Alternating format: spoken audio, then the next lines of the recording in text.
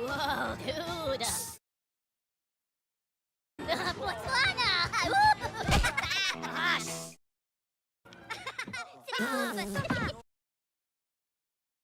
Oh, papagena.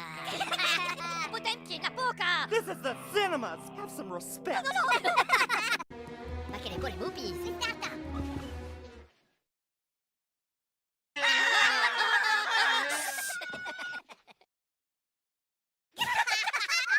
Hush! Tomato.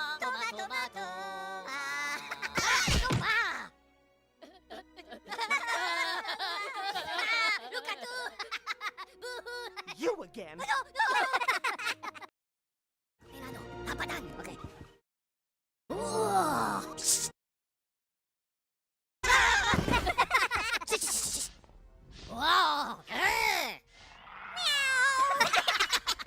Shish!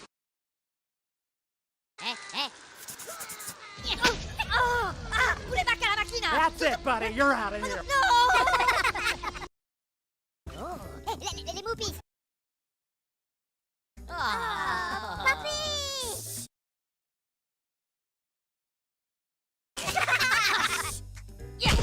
Stopa! Macarena, shush!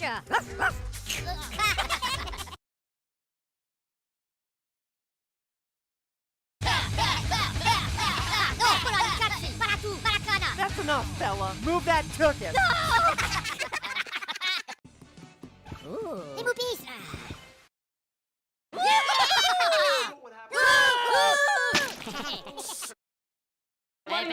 Bello, back prize! Po,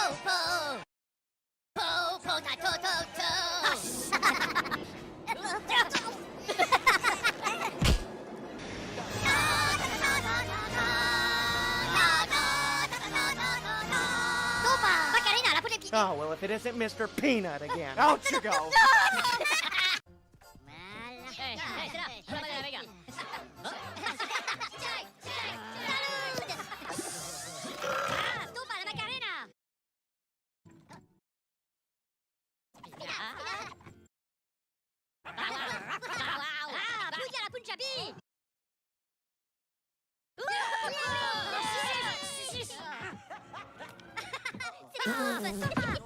They do not pay me enough to deal with this baloney. Get up, get out. Oh, c'est les Pouillards! Bayou pudding! Oh, shh!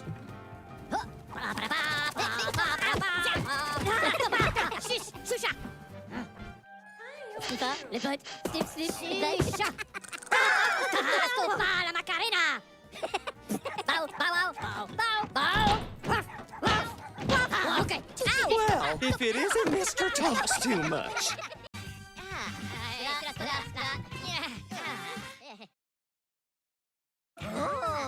La potaine.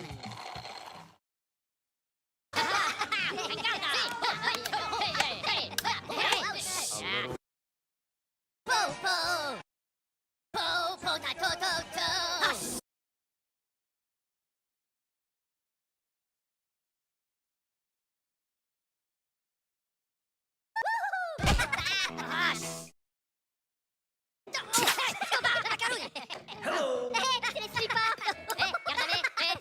No, Tukachu.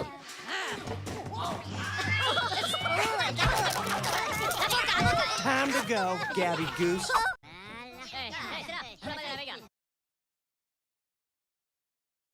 Right there! Everyone in the city gets a shot at being smart live on my screen! No!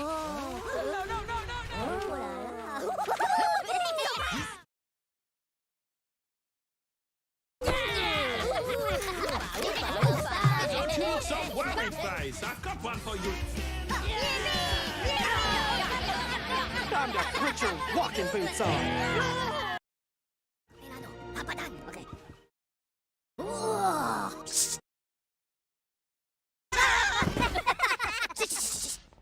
Wow! Meow! Shish!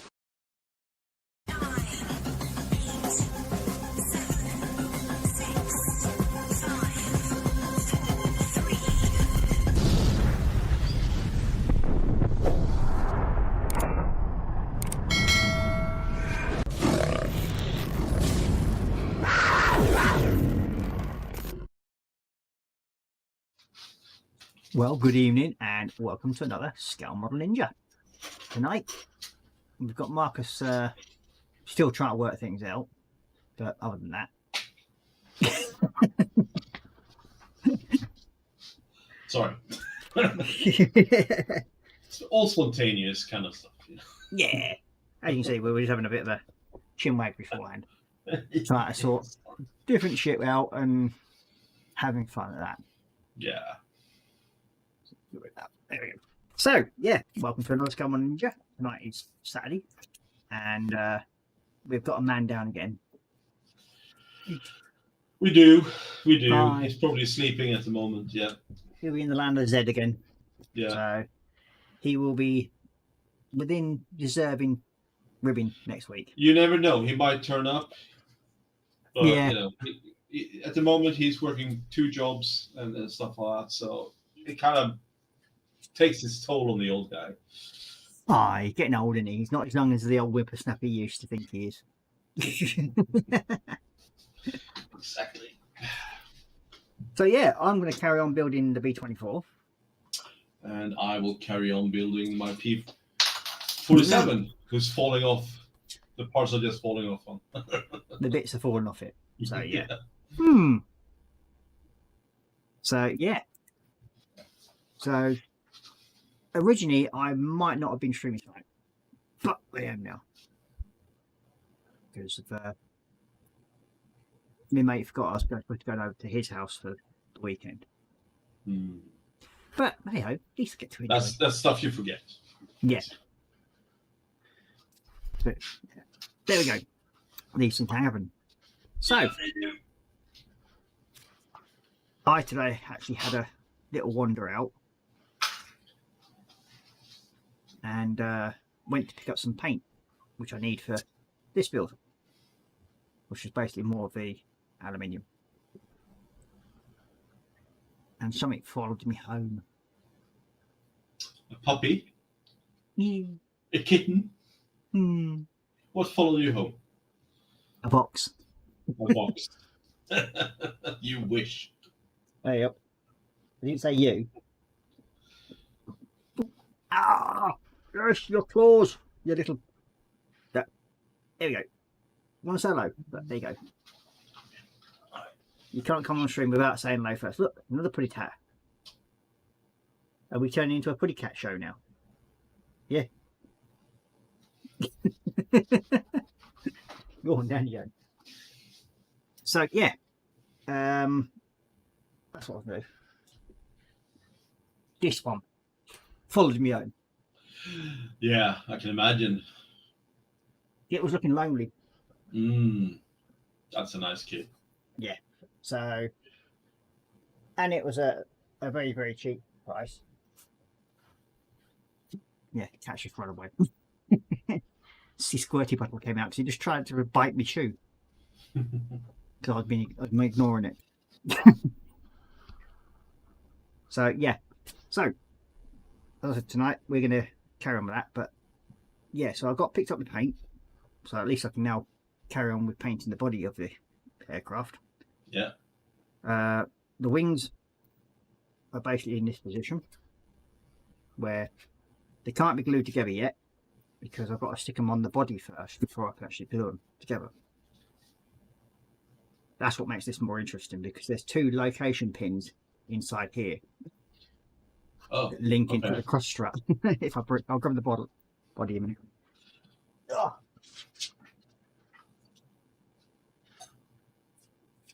So on here, we've got 2 little location holes. One there and one there. So you have to do like this. Yeah, so it sandwiches onto them. Wow. So that's when it gets awkward. Yeah, I was about to say, you know, usually just thread on the wings and that'll be it. But now you have to finagle them. Yeah, well, they actually do fit really, really well. It's just a matter of when putting them on, you've literally got to slide them in like so.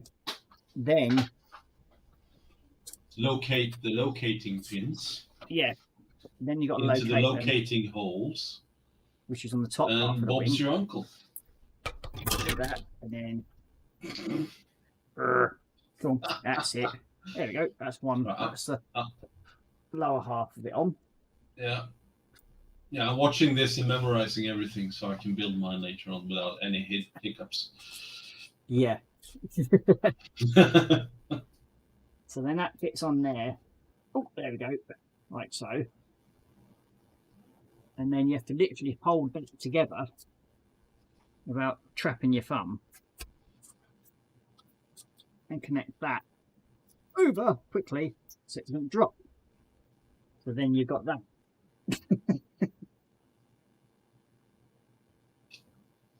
And that's Good just, size of plastic. Yeah. That's what it is. so once you've got that part, then you've got to make sure that you've got these in place as well at the same time. I see a lot of blue tack coming in handy now. This is where you end up using lots and lots of clamps Yeah. to hold it all together. So, but I found with the other one what I did, it was easier to paint the body first, then attach the wings, and then paint the wings. Yeah. So that's what I intend doing today. So I have the yellow marking on the thing to do first. Now you don't. That's it. That's that one off. Oh, I should then lift off. There we go. So yeah. So the body, where this yellow marking is here, that's got to be painted first in the other yellow, and then it's paint the rest of it all silver. Nice. So yeah. So it's all fun and games for that today. Yeah. So that's probably what I'm going to be concentrating on today, is painting the body up. Way good.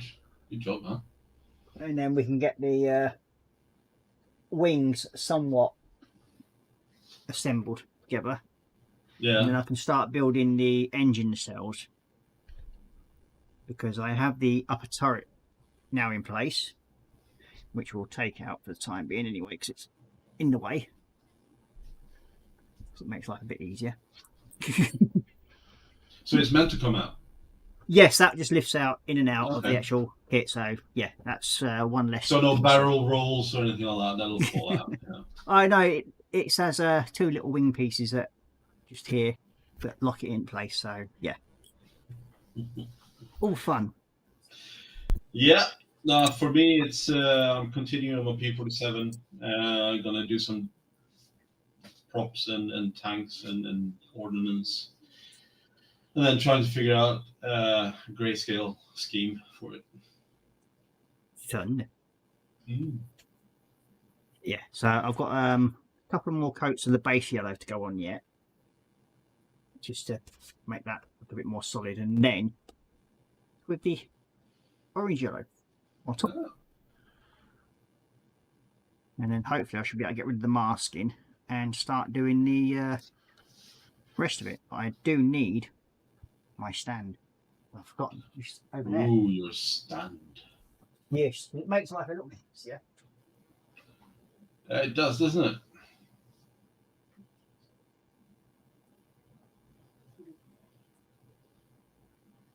Means I've got to take the Spitfire off the stand. Ah.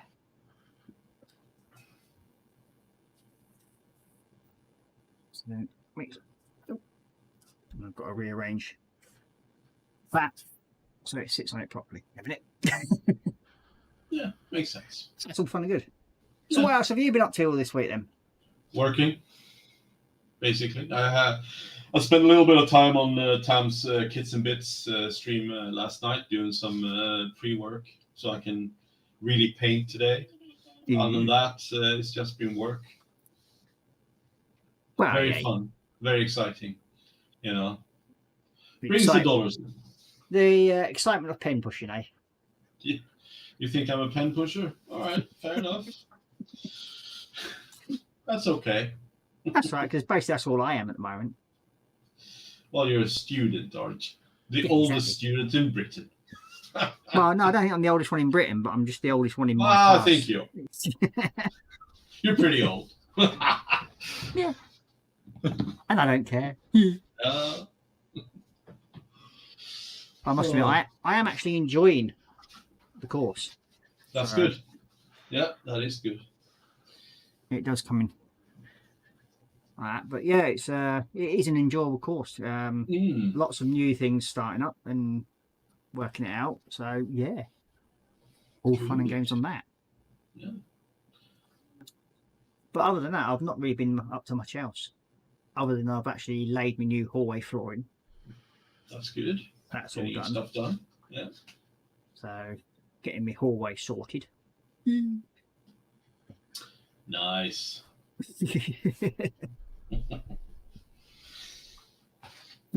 So I suppose we ought to go into chat and see who's about. No, What? not yet. Why? Do your admin part first. If I must. Okay. Yes. As we seem to have lost the ticker across the top of the thing again, don't know why. It's actually showing on the OBS system, but it's not coming over for some reason. Don't know why. Ain't got a clue. But there we go.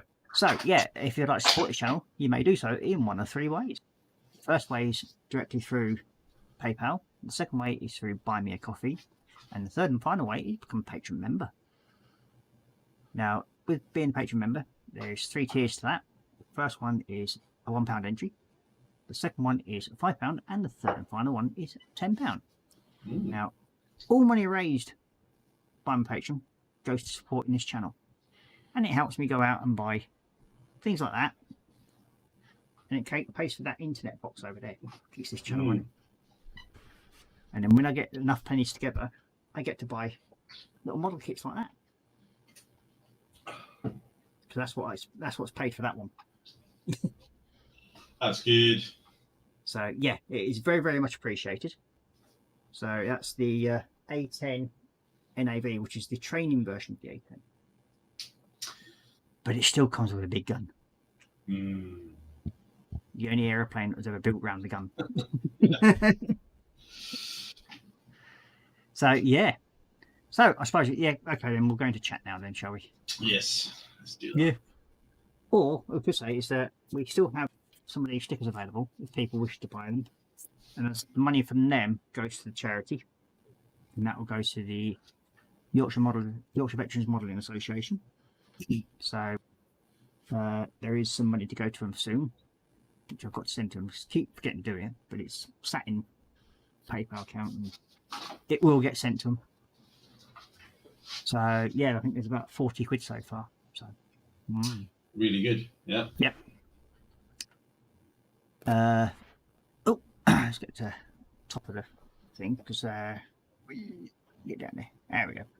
So first of all, we had Crazy Kit Builder him saying first. So Hello. good evening, Crazy, and welcome to the stream. Then we have David JM saying hello, Crazy. So good evening, David, and welcome to the stream. Hey, David. And you got Crazy saying hi to David, and then we've got Connie in saying hi, Ross Hey, and Connie. crew, David JM and Crazy Kit. So good evening, Connie, and welcome to the stream. And you got Crazy Kit saying hi to Connie, and you got David saying hi to Connie. He's also saying hi to me, Daniel, and then he remembers you at the end saying Mark. Oh, thank you. So yeah, we can't all like just because he looks older than me, it's not my fault. There we go.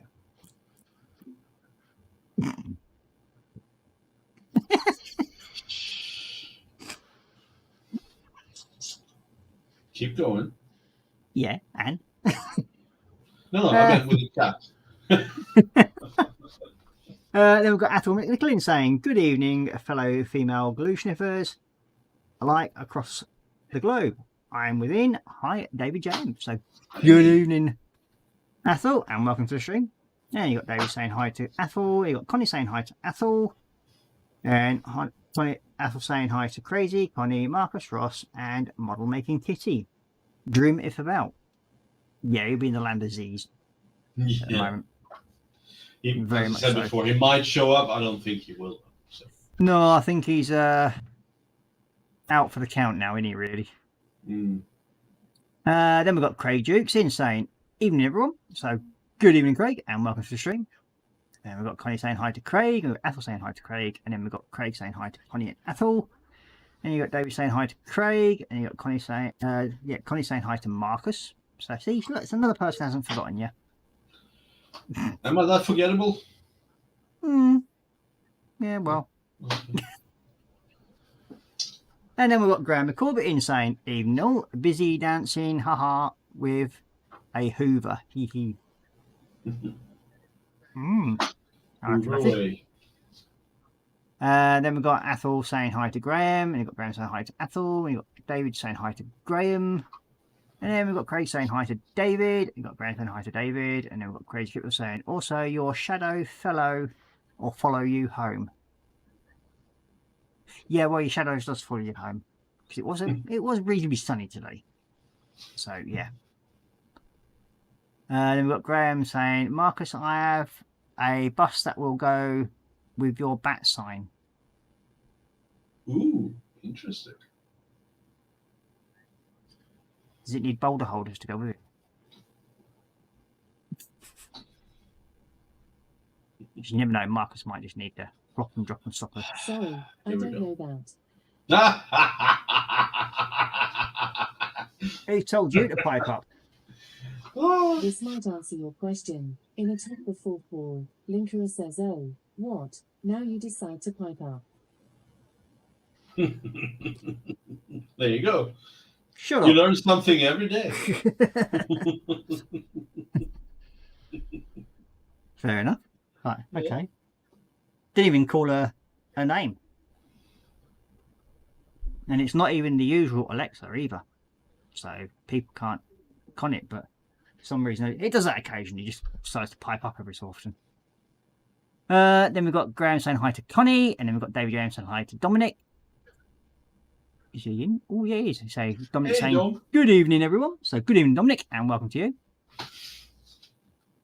Then we've got Connie saying hi to Graham and Dominic, and then Graham saying hi to Dominic, and then we've got Athel saying, on that reminds me, Ross, I managed to secure a pot of that glue you showed with the extra brush, which is tiny and good for painting minute areas on the models.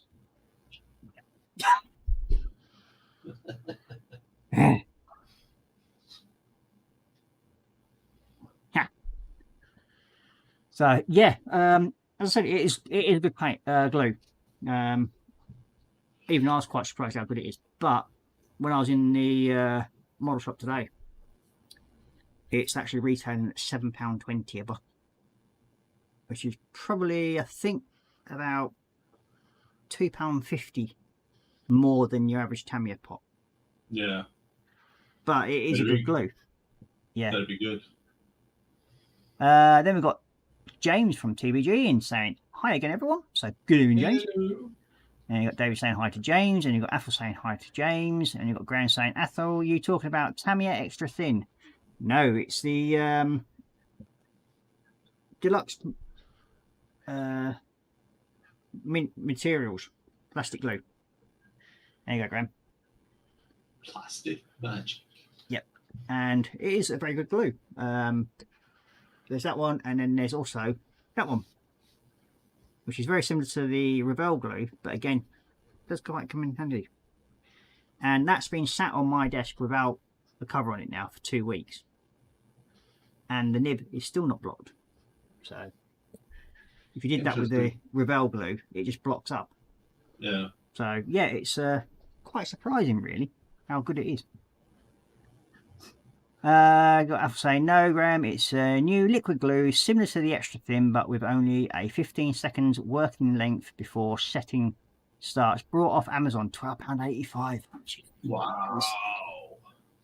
Athel, there is actually, if you go to the actual company itself, you can actually order it cheaper, mate. Not just off Amazon. And you got James saying plastic magic. Something like that. You got Athel saying that is it, James. Wait, excuse me, my chair is not a scratching post. Thank you. He's determined to get on screen tonight, isn't he? Yeah. Little sod. And then there's model making dog underneath the bench. He's sort of just like chill.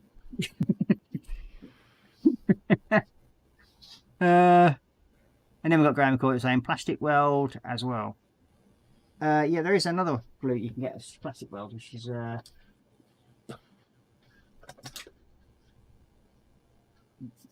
This one. Now, I don't really think much of it. I only got it to test it, but that's £3.15 when I bought that, and it's just been stuck in the drawer since. So yeah. And you got Fenris. We've got Fenris in as well. I haven't seen him.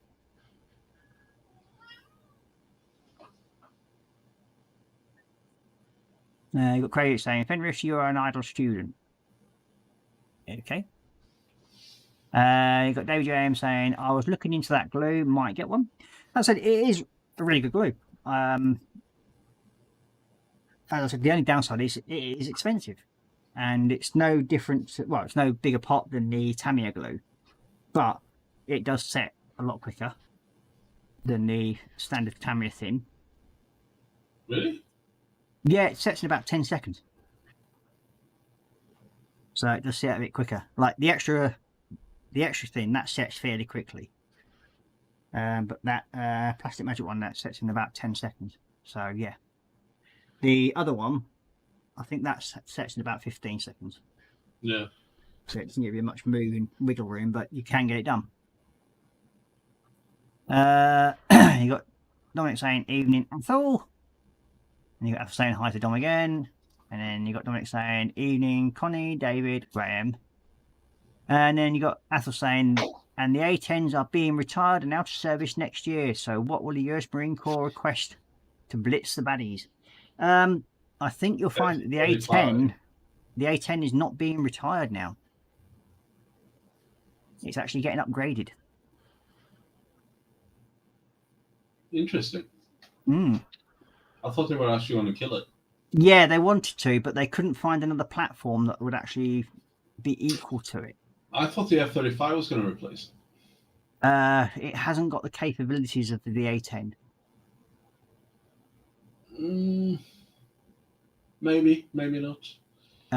The F-35, even though it is quicker to get around, it's not as a stable gun platform because it hasn't got the power of the gun. And that's one of the things with ground support. That's why the A10 was sort of like there. Well, I hear what you're saying, and I love the A10 to bits. It's my favorite aircraft. But at one point or another, it's going to be replaced. Oh yeah, it is. But I think they've actually extended it because they can't find another platform that's going to be as good as the A10, basically.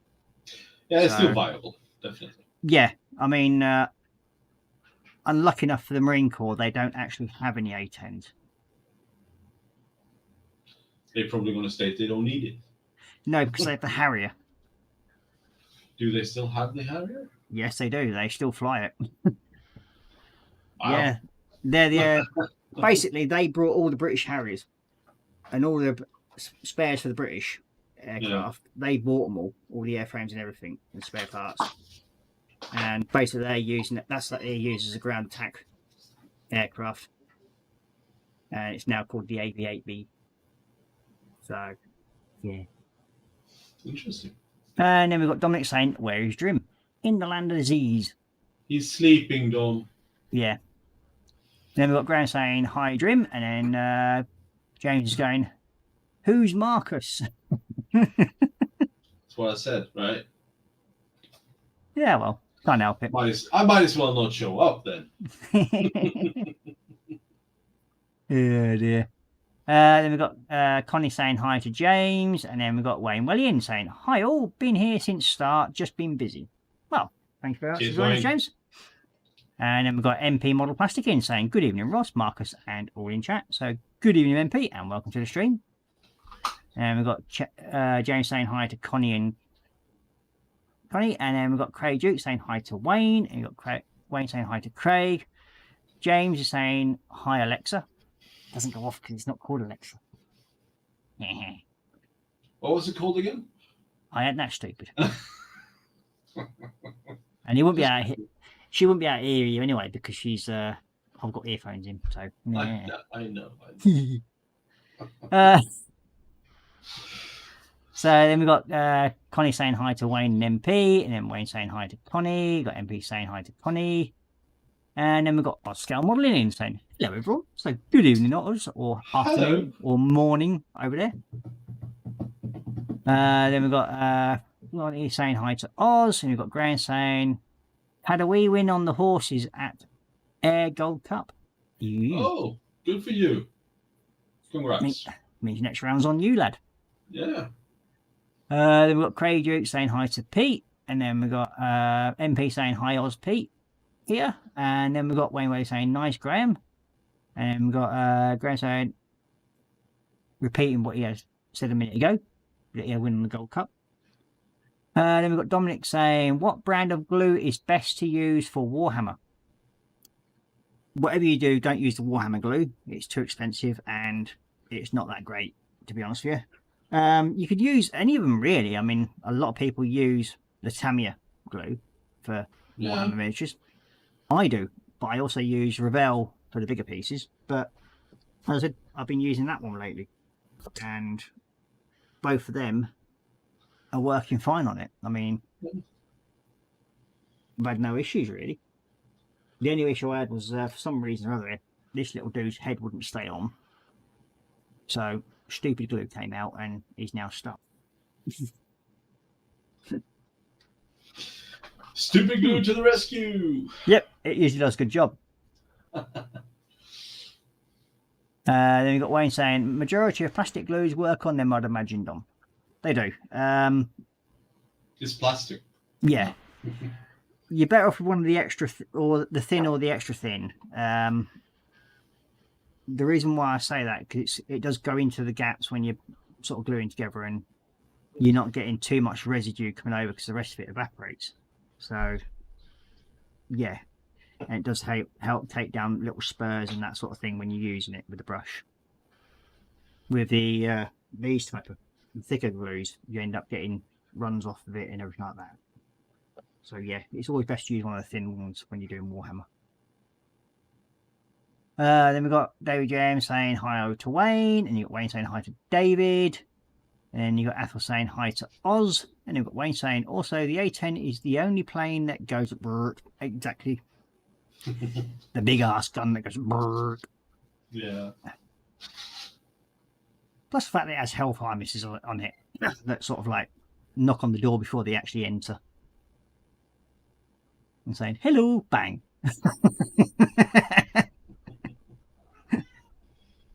Yeah, they're the only type of rocket that sort of says hello and goodbye at the same time. Within milliseconds of each other. Then you got Athel saying, Graham saying, love the cannon sound of the bird. Yeah, I mean, there is a channel on YouTube, and it's called the Burt Corp. And it's all about the A10, and you just sort of see them all lined up, and then you see them strafing stuff and everything like that. And I think there was a video of some Marines that were pinned down somewhere, and you get the A10 going in with its cannon. You can just hear it in the background, and then you just see this big dust cloud coming up, and then all of a sudden you just hear this big thump, and it's just like offloaded 2 500-pound bombs into this compound, and there's no compound left after that. Basically. You got Dominic saying, I'm going to bed, trust in advance, and see you on Tuesday. Well, thank you very much, and thanks for being in, Dominic, and have a good sleep. Yeah, cheers, Tom. Then we've got David James saying hello to Peter, and you've got Athel saying, wow, Graham, so 14 pints of Iron Brew on you. And then we've got Jeff Lighting saying, good evening, Ross, Marcus, and all in chat. So good evening, Jeff, and the good lady. You got David saying hi to Jeff. You've got Athel saying hi to Jeff and Maggie, if about. And then we've got Graham saying, yes.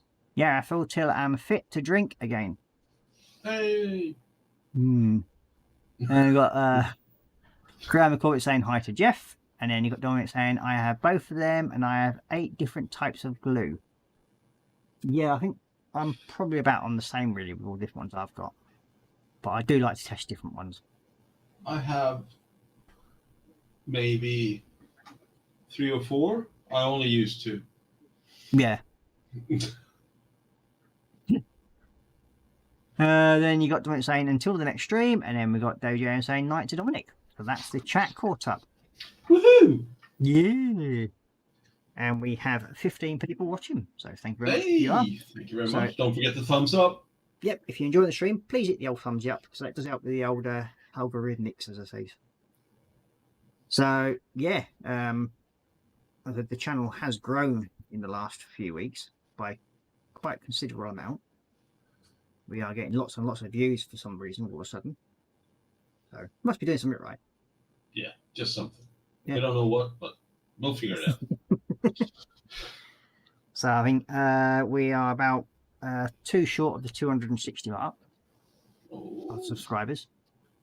So yep. So the next one is the 300 mark, and probably might even do a giveaway once I get to my 300. interesting. I'm sure we can find something in Marcus' stash to give away. Leave my stash alone. He's got a nice big Lego Death Star that we can sort of raffle off. Oh, that one. Yeah, if you want to buy it, let me know what you want to pay for it, and we'll see what we can come. 3 and 6. What?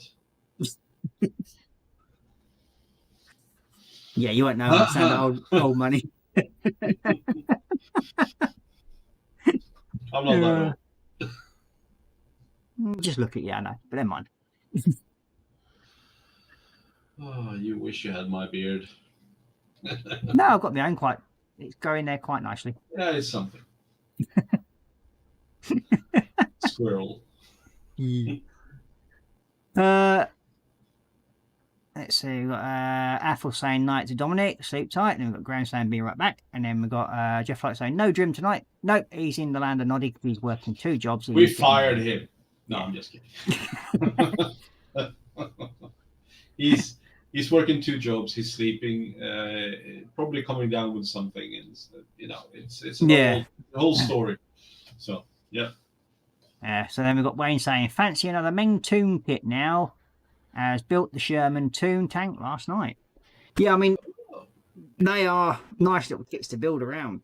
I mean I've built one, which was the little Churchill tank, wherever I put the thing. No, he's around here somewhere.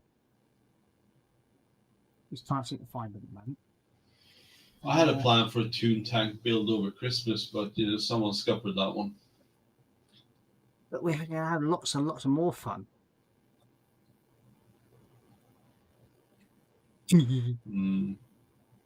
You'll love every minute of it.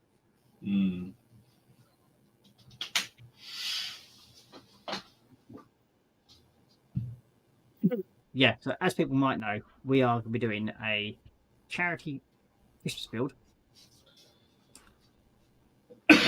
We have swear jars because the kits we're going to do are metal kits. Yeah. Now, my one is around somewhere, but it keeps moving around. But it could be fun. For who? Everybody out there. Yeah, whatever. He basically might have to remortgage his house by the end of it. Like. We need to put the money in proportion to the number of swears, I guess. Yeah, for every swear word, it's €1. No, that's not. I can't afford that.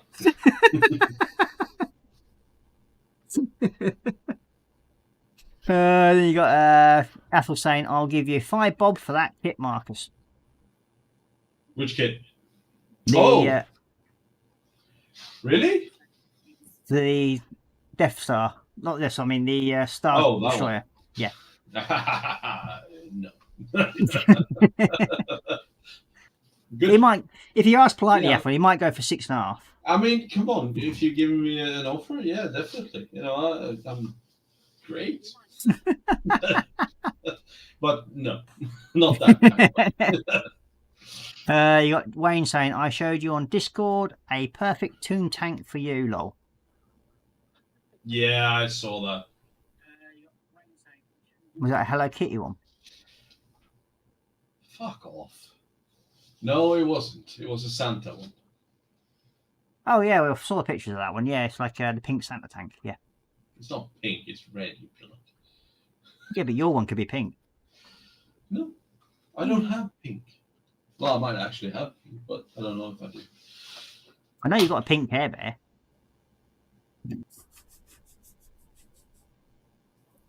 It's a shiny pink Care Bear. Oh, you mean those? I didn't buy it. But it was screaming, send me to Marcus, so I did. See, there you go. Yeah. There you go, folks. But you see, Marcus was feeling lonely. He had no friends when he was sat there on his own. So I thought, well, if I send him some shiny Care Bears, then he can be like a family. No. Now you're not telling the truth. Yeah, but it's like a family affair then, isn't it, for you, when you sat all on a desk? No. That's not how it was. But it's true, I do have Care Bears in the house. Yeah. I can't deny that fact. He loves them so much. I do? He sits there stroking at them in the evening. No, they're still in the box in my stash room somewhere. I don't know where. Stash room. Oh, duh. You got David James saying, I can print off a 9-bob note. A what now? A 9-bob note. And then we've got Lindsay's Builds in saying, hello everyone. So, Hey, good evening, Lindsay, How and you welcome to the doing? stream. And you got David James saying hello to Lindsay. You've got Jeff Light saying hi to Lindsay. And you got Wayne Way saying the Xmas Toon Tank is a Sherman with a Santa figure too. Yeah, but does it come with a little panda ears type thing? So it's like that right for him then. Just think about that.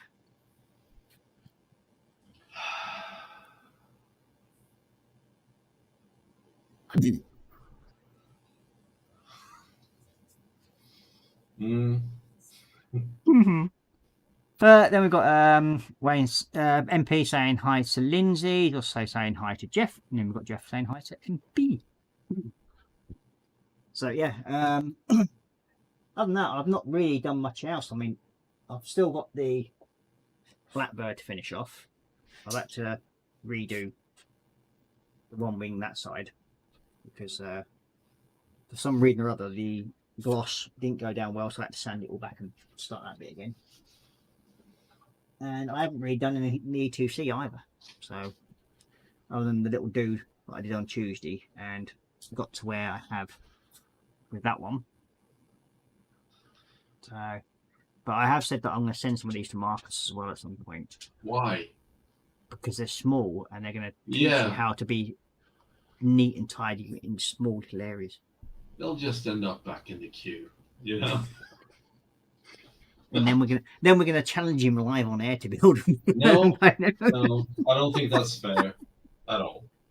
I think it is. I think it's a good idea. No. Not all ideas from you are good.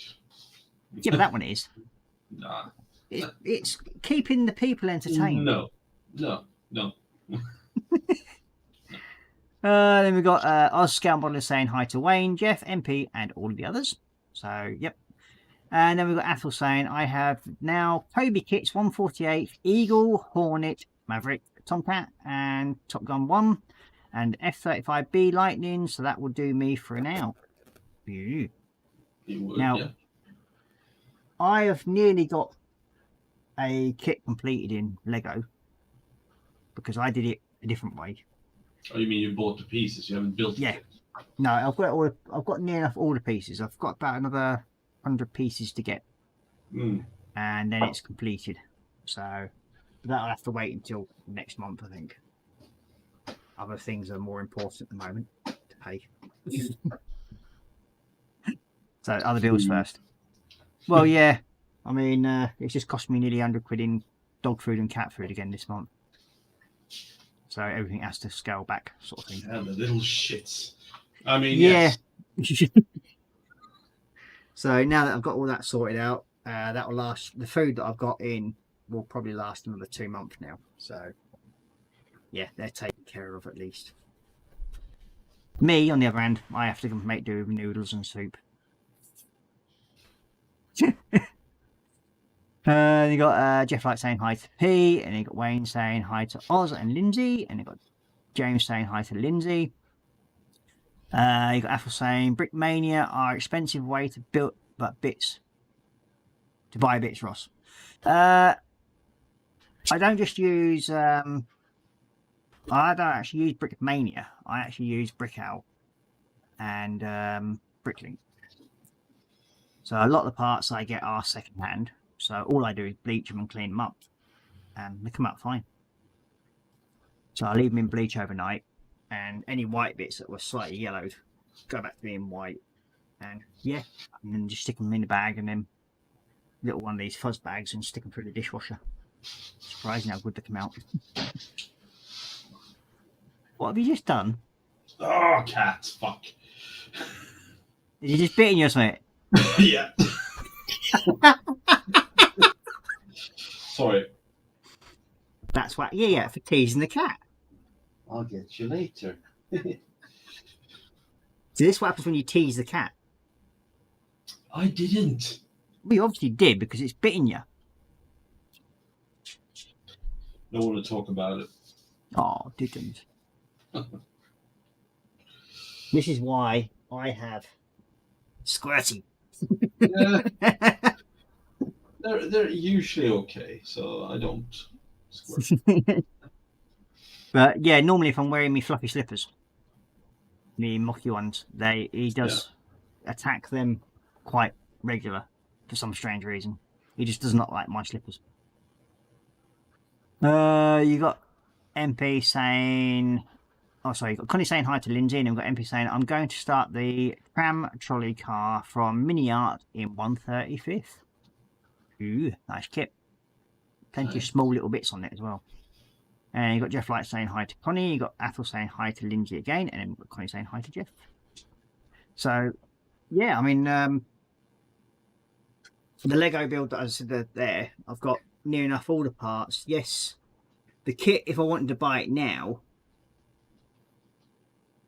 would probably, I think it's about 280 quid, the actual kit, if I wanted to buy it, because it's out of production. I was looking if I managed to get hold of a sort of like download PDF version of the parts that were needed for it.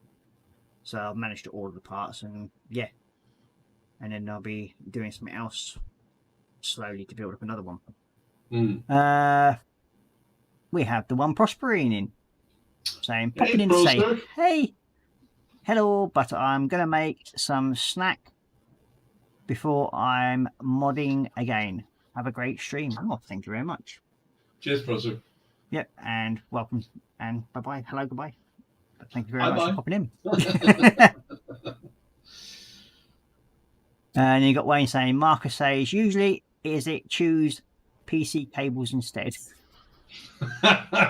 No.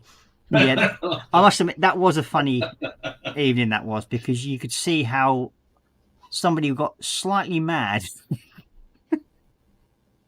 by the end of that night. It was like... It was unheard of, I would have to say. These fucking monsters.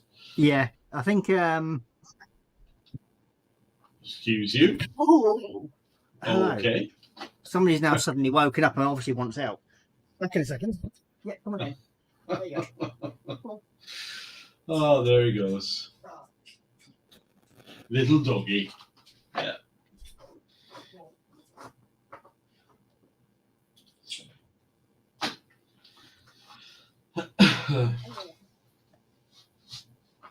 Yeah. So yeah, he's suddenly woken up and decided he wanted to go to the toilet. There we go. But there we go. Well, he can't open doors, so of course he has to tell you. Well, yeah. So he'll be barking again in a second because there's a car pulled up on the other side of the road, and he'll start woofing at that in a minute. So yeah. You got let's see. Mark Graham saying, Marcus, as long as your cat ain't hanging on the curtain area of the body. Yeah. Oh, sorry, hanging on a certain area. Yeah, right. Yeah. And you got MP saying hi to the one prospering, and then we've got Wayne Welly saying it wouldn't have the balls to do it though. Yeah. No. So yeah, I mean, as of last week, I managed to get the tail done on this thing, so it gives you an idea of what it's going to look like. So the tail is all done, and that's ready. Decals and everything all sorted on it. That looks really nice. Yeah, it has come up really, really well. Yeah. And that's him wanting to come back in. He hasn't woofed. Makes a change. Woofter.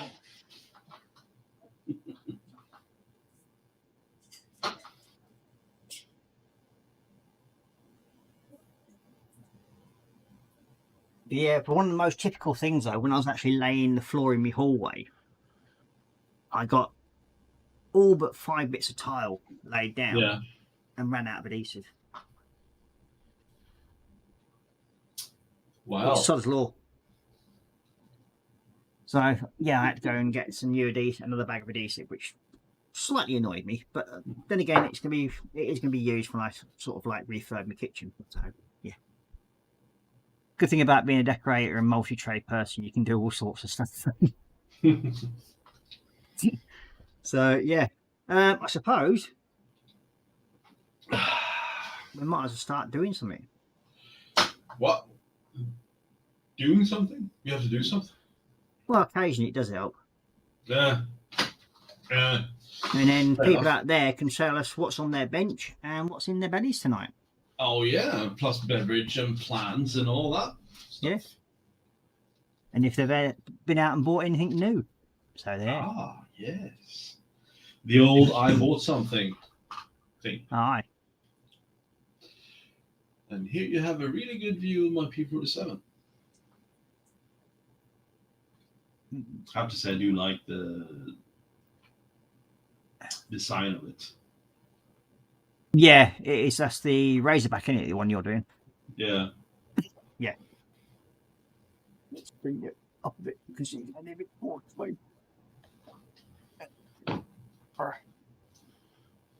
There we go. Ah.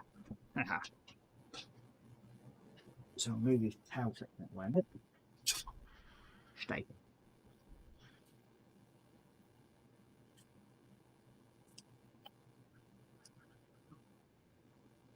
So yeah, that's the 132 stand that I'm using. It's got underneath just to help hold everything. It's quite good, really. Boop. So what I need is the So I've been using a mixture of Citadel and the other paints to get the orange markings on it. Mm.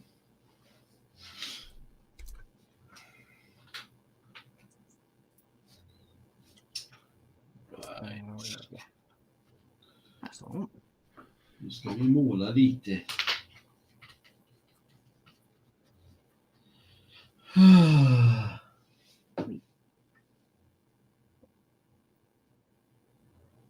Yep, sounds like Kitty Cat's having fun running around like a Looney Tune now.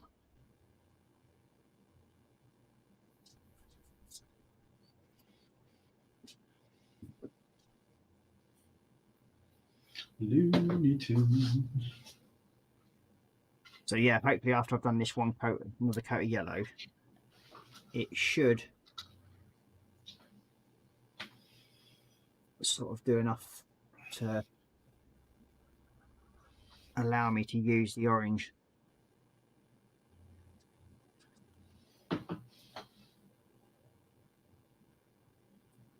Allowed you to use what? The Mr. Aqua's orangey, yellowy orange, what it's called. Orange yellow. So once this is dried, I should be able to, it should have enough coating to cover it and allow me to do that.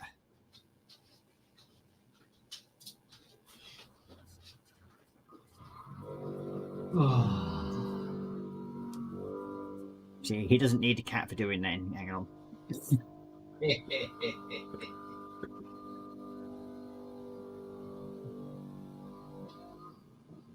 Yep. Should be sorted. You got Wayne saying, on my bench, nothing at the moment. Oh, jumped up then. Jumped up again. Nothing at the moment, as need to start my next project. Ooh, what project is that? Yeah, what's it going to be? Yeah, let us know. And we've got Craig saying, still copper plating my Manitou victory. Must Oh, I be saw that one. 95% complete. Yeah, it's looking great. Jesus Christ. I complain about, Photo etch. yeah. that Like guy is like, he complains about photo etch like a big girl's actually, blouse. copper plating a kit. It's like, all right. Yeah. Yeah, we know he complains like a big girl, but that can't be helped. Oh, with him. stop it. And you got Athel saying belly was a 12-inch by 6-inch oblong special meat feast pizza, washed down with a chilled chocolate milk bench F14 Tomcat by Kobe. Yeah. And you got Wayne saying, I've still got 2 quick builds and 1 snap kit to review and build before I get back into the usual kits. Ooh. So what are the 2 quick builds then that you're reviewing? And the snap kit. And you got Graham saying, belly, stir fry, bench, joker, bust, and just got Revel 148 blackjack. What kind of stir fry? Oh yeah, so there's not much information on that, is there? No. You got Dave Jones saying cross the border for shopping and chip shop haddock and chips. You. Nice. So, remember to dust all this down before I start painting it.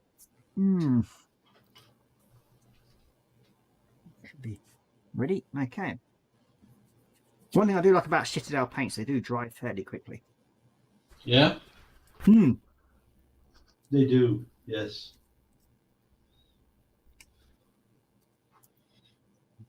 I guess that's why my brother loves it so much. He has no patience. Yeah. But then again, who does? No, Just it's the only want thing I to- find with the Mr. Aquarius covers. They're very, very opaque. Yeah? Yeah. Just make sure that that's all loose at the bottom. It is. Yeah, it's a very opaque paint. That's why I've actually used the yellow as a base coat. So hopefully it'll only take 2 or 3 coats to get it to the orange like I've got on the tail. Yeah? Yeah, it just takes a fair bit. It looks pretty crap until you get the sort of full effect.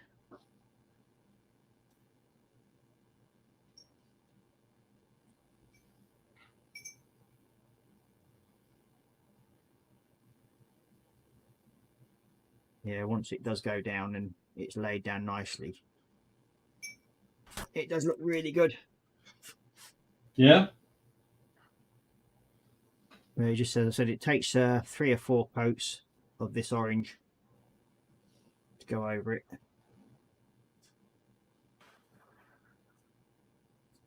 And then hopefully we should be able to start painting the rest of the body.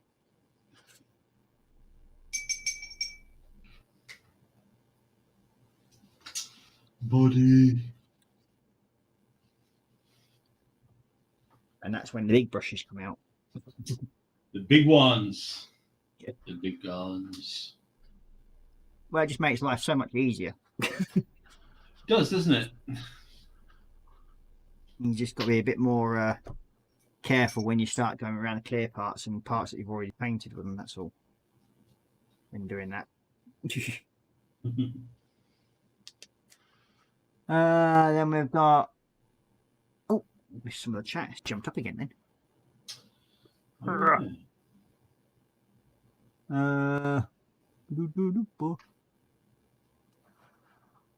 You got Wayne saying snap kit is the Revel Abrams and quick builds I can't remember.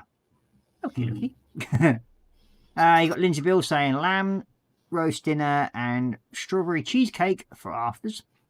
Washed down with a mug of Joe. Various projects on the bench today. Too much TIA Interceptor and DKM Graf Zeppelin and AS 90 155mm howitzer. Ooh. That lamb roast sounded nice. Yeah, well, I've got once I finish this tonight, I might even do myself a toad in the hole. If it Again? didn't. Yeah. Jesus. Why not? No, I didn't say you shouldn't. I'm just saying. Never mind. I don't know what I'm saying. And David Jones saying then to a out of the way pub with converted sheds selling double scoops of local ice cream in cones for £3. But did you have the Wow. beer to go with the ice cream? And you got Wayne Welly saying, I find ice cream vans have gone expensive. It all depends on where you are, Wayne. I mean, Fuel prices have gone up, haven't they? Yeah. I mean, lucky enough around here, our ice cream vans aren't that dear still. But it's Yorkshire. See, all us Yorkshiremen are tight. So we don't like paying too much. So in a way, it forces them to keep their prices down. Otherwise, they wouldn't sell anything. Then you got Candygram from Mongo in saying, hi Ross, Marcus, Lindsay, David, Wayne, Graham, and all in Hey, chat. Candy. So good evening, Jeff, and welcome to the stream. So and you got Athel saying hi to Jeff, Wayne saying hi to Candy, Lindsay saying hi to Candy, David James says bench 9 when I can get to it, ME 109 G14. Ooh. Nice. Is that the Revell 148 kit or is it the bigger one? You got David James saying hello to Jeff, and then we've got Wayne saying, I like the graph Zeppelin you're doing, Lindsay. Yeah, he's doing a cracking job on that. Especially when it comes to doing all the photo etch, which Marcus should really take note for when he does his. Devil's metal. What the fuck? Maybe I should. Maybe what? No, I don't know. I don't have no clue. See, this is what makes me do. You know, just ramble. You do that normally though, without Yeah, my but not help. like this. You don't normally need my help to do that. To ramble. Yeah, because you do enough of that in yourself normally. You have no idea, Ross. You got Dave Jones saying 21st century toys. And then you got people saying, it used to be you could take an empty carton down to the local ice cream seller and fill it up for £2.50, but now it's jumped to £5. Ooh. Mind you, I suppose in a way, in some places it still depends on what sort of size carton you have. And then the times do change, right? It doesn't stay static for 50 years, does it? Well, I wouldn't know. I'd probably have to ask you and Santa. Well, you Yeah, should idea. know because that's actually you're half a century old. So. Well, yeah. But you're only a year off, so you should know as well. Well, actually, you're less than a year off. Well, yeah. The jury's still out on that one. Yeah.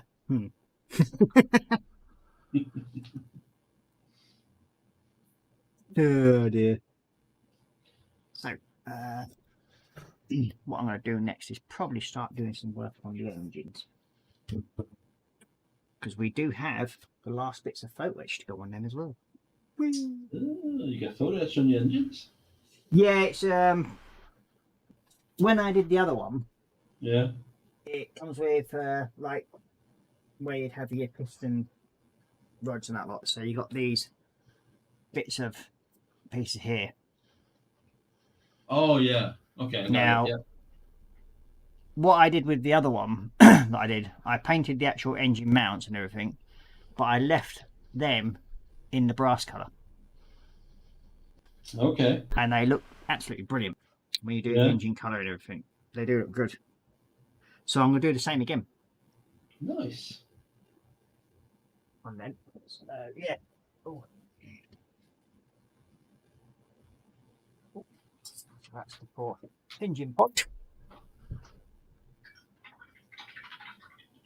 Then again, I could also start building the undercarriage really, because that would help when I put the wings on. Yeah, it would. That might be an idea, I think. Yeah. So I've got the big old props, which are absolutely huge. So they've all got to be painted up. But the only thing what I think sort of slightly disappoints me with this kit is the actual engines. Yeah. Yeah, they're not. I mean, that's it. You get that piece there and that piece there, Mm-hmm. and that's about it. So yeah, it could do with a bit more, to be honest with you, on them. That's the only thing that sort of like let it down At a that little size, I agree. bit. You'd want to see at least what the engine could look like inside it. Yeah. Let's see. You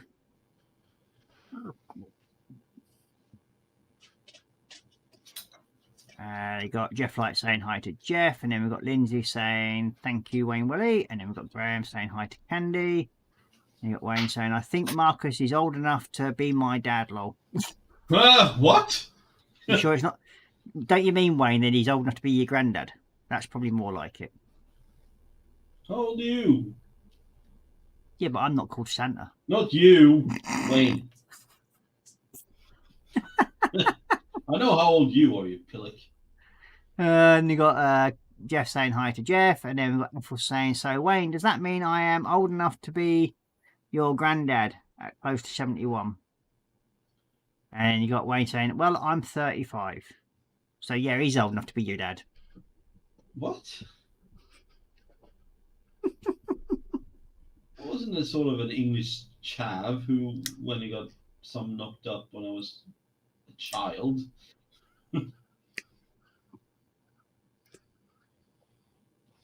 But technically, biologically, yeah, it could be.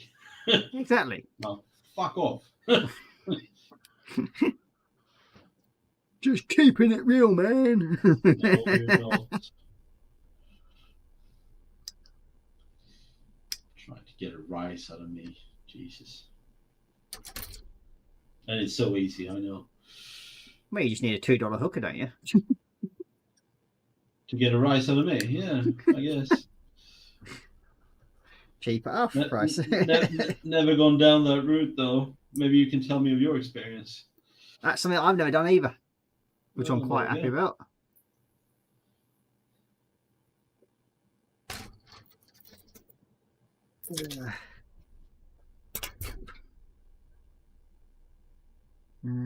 Let's get them all done.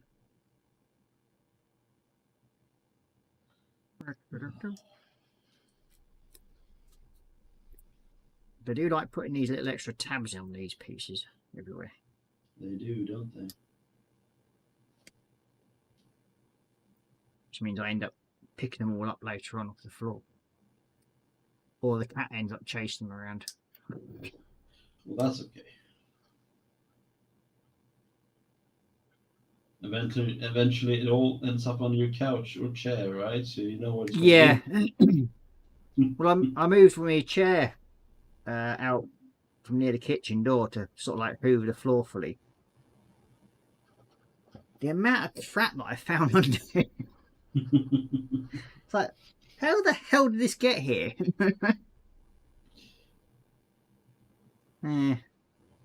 Blinking daft moggy, honestly.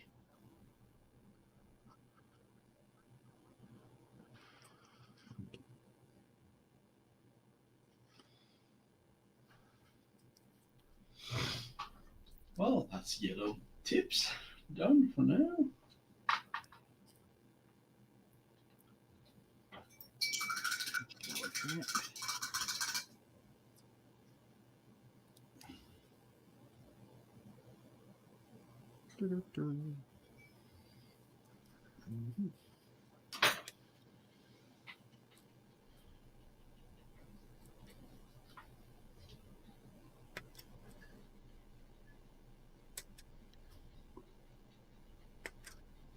Yeah, it made off. So when I put me flooring down for the first time, some of the tile and everything, and then the dog was walking across it, and he near enough scared himself because he didn't understand what the sound of it was making back to him. Can you get that clickety clack when it's because it hasn't got the grouting down yet? So it does sound a bit hollow, and he sort of like took a hesitant step forward, then sort of like scurried back, and then sort of looked at me as if to say, "What the hell are you doing to me?" Yes. Yeah, his reaction was quite funny.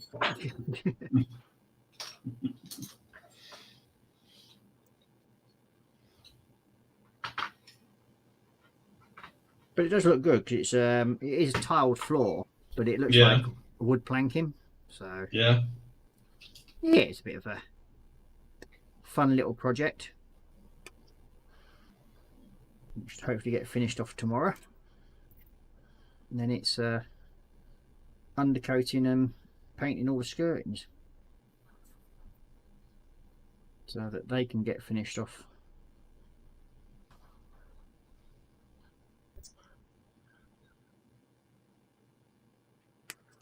sounds like a plan to me. Yeah. Well, I've got all the sanding done. Yeah. That I need to do.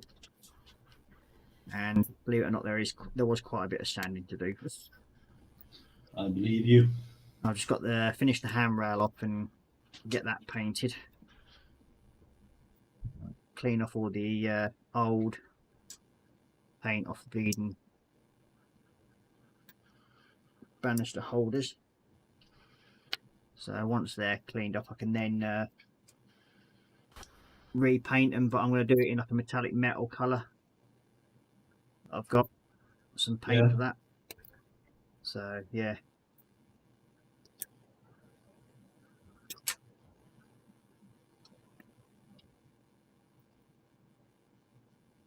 Yeah, I've got some chrome paint what I use for a radiator.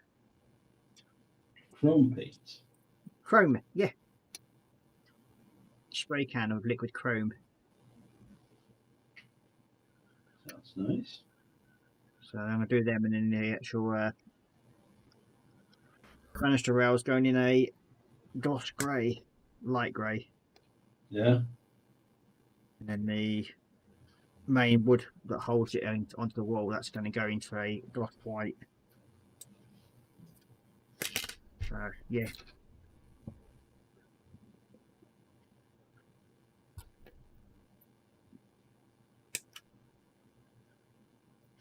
All fun and games. All fun and games.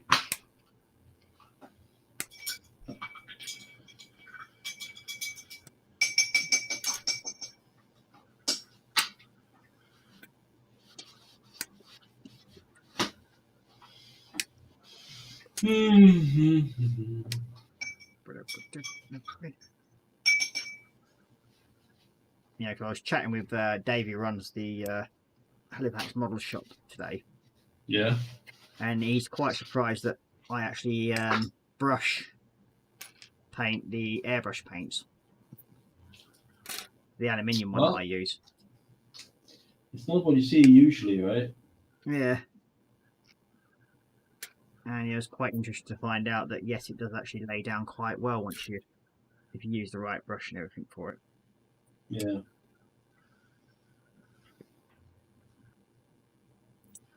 So he's going to give it a go himself on one of his models.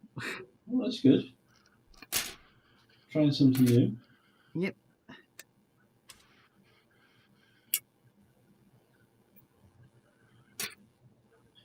Okay.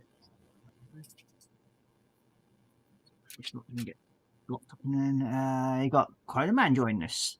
Hey, go on, Marcus has missed you, Chrono. That's not what I said, but all right. Yeah, dear.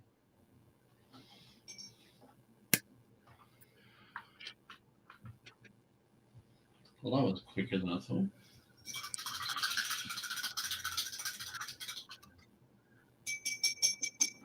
Then we've got Athel saying, you got Chrono saying hi all, and then we've got Athel saying hi Chronoman, Dan. And you got Jeff Light saying hi to Dan. David James saying hi to Dan, and you got Jeff saying hi to Dan. You got Connor saying, "Hey, sexy Marcus." Oh, Dan, Quano, man. Well, he didn't want to disappoint. That's all it was. Because he knows how disappointed you'd be if he didn't mention you. You would feel left out and disappointed. Would I now? I'm glad you're trying to kind of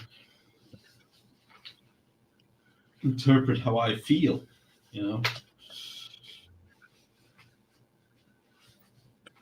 Well, we do like to try and translate for the foreigners. Like, yeah, for who? Really? Who's the foreigner here, really? You tell me. Yeah, stop laughing, fucking muckling. Who's the foreigner here? Well, we all are, really, I suppose. Ah, there. But now we come mostly- around. Mostly it's you, Why is it me? because you are. No. I want to hear this.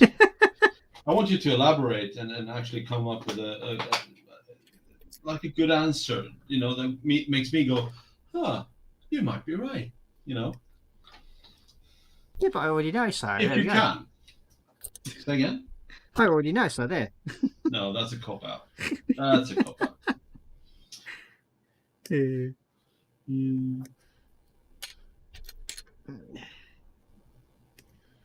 So these are the actual turbos. The what? What I'm Turbos? doing, yeah, what I'm doing for the actual engine pods here at the moment. Yeah. Cleaning them up so I can paint them. Glue them together. And then I've got Glue them the together. undersides of the engine pods so I can paint them up. Where the actual turbos fit. So I can make life a little bit easier. Really? Not you. You got Jane saying Aerials. hi to Quino, and then we got Quino saying interpret. I think Marcus feels furry with squishy bits like cuddly Care Bear.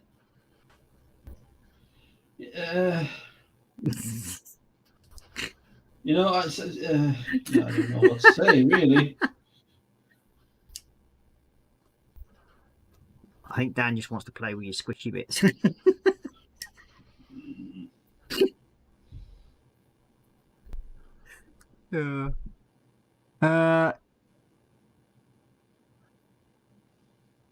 And you got Athel saying you are Marcus because you're from over the channel and not classed as a Brit. Yeah, internet though is kind of borderless, which has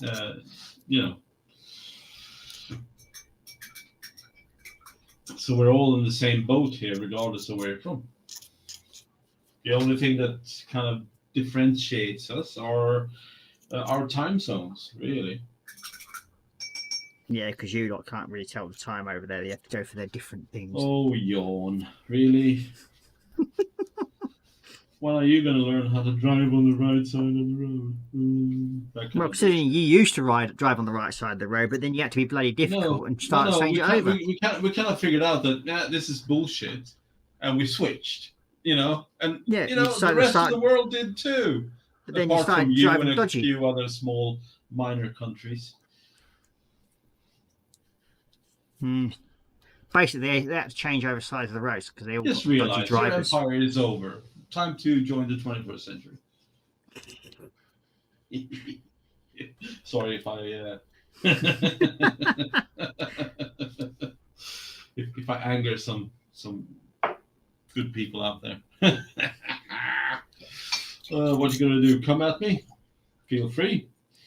I live in the Netherlands, just outside The Hague. I can give you the address, and you can show up on my doorstep if you wish. Let's see if you do that. Yeah, all turn up on the outside of Marcus's doorstep saying you come for a family reunion, wear Care Bear suits. You know, if you did that, I would probably go like, yes, I'll join this. Yeah. Something tells me it won't happen.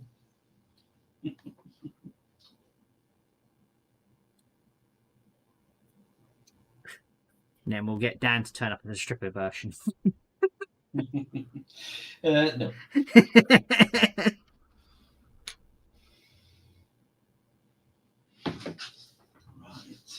Where was I? We'll do that in black. Yes. Yes.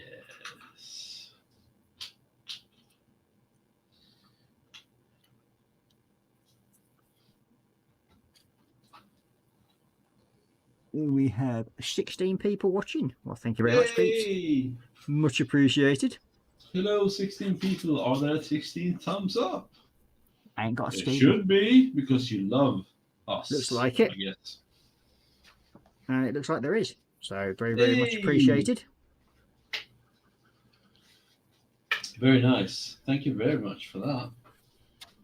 The only thing that surprised me at the moment is the fact that everything's running right at the moment. 'Cause the computer updated this morning. Don't jinx it. Jesus Christ. When are you going to learn?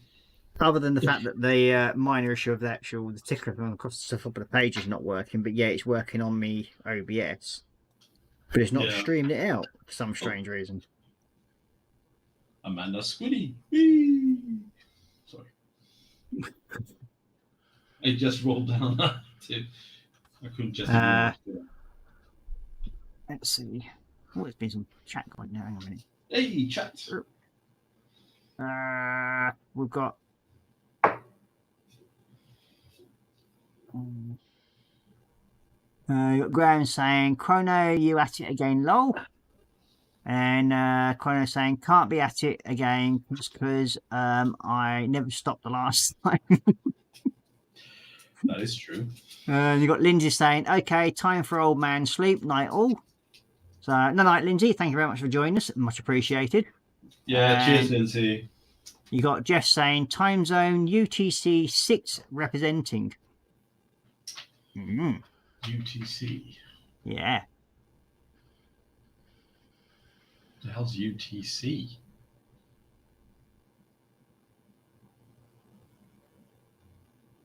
Universal what? Means like universal time code. Someone is googling. +6, basically, that is. Oh, Or wow. -6. Oh. Then you got Jeff saying, sorry, James saying, or dressed as Ewoks. Now that might not be. Well, and say if you go dressed as Ewoks, then it'll be like the family, the Angry Family Club. Coordinated universal time. 10:20 in the evening, actually. Basically, it's the only thing they coordinate is the is America. It's the number of drinks. Yeah.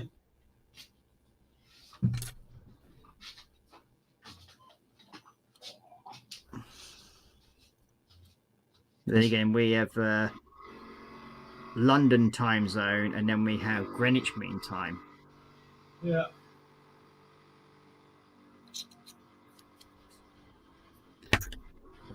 So yeah, it's all fun and games in the UK. They can't make up their mind.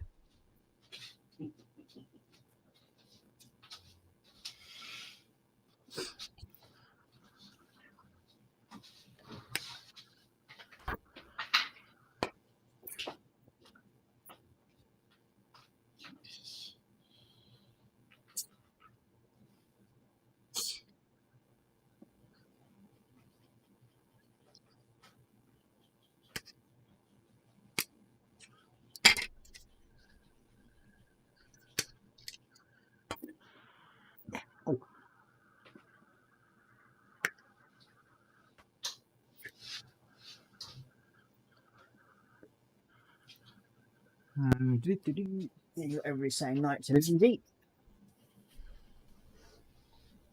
Then we've got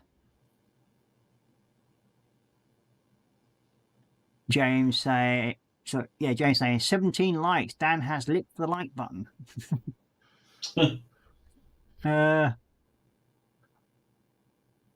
And Dan saying, not sure about 16 thumbs, Marcus, but I've got 2 for you. Which one do you want first? The fuck? Come on. Oh no. Oh dear. And then you got Dojo saying Universal Time Zone, and then we got Graham saying, "Was you ever at Whole Beach, Ross?" No. Then we've got Ethel saying, "Okay, Mary's out of the shower, so my turn. Then bed for this old man. Night all." No, Ethel, mate. Take care. Yeah, And thank you very much for night. joining us. Take And then care. we've got Amanda from Scraptastic Crocheting saying hello. Hey, Amanda, just showcased your squiddy. You Yep. missed it.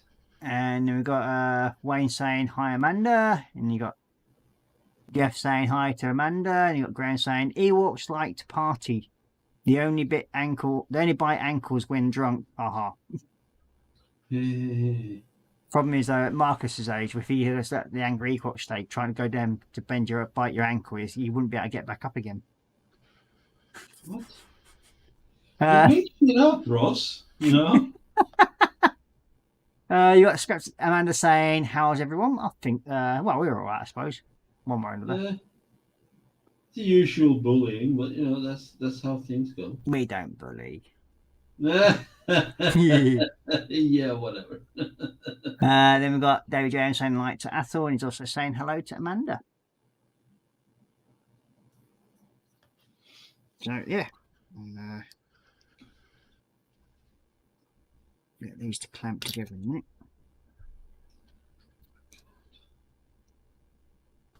He ain't going to help you. Oh no, sorry. Yeah, no. I don't believe in God. I just use it as an expression of Jesus fucking Christ. Oh, see? I did another one.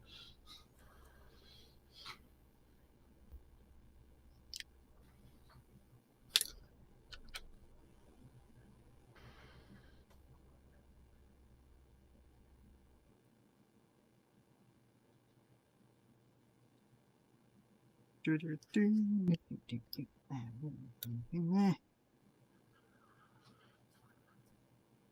got to go there.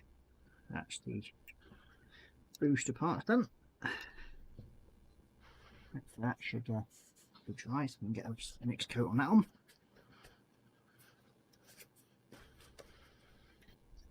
Yeah.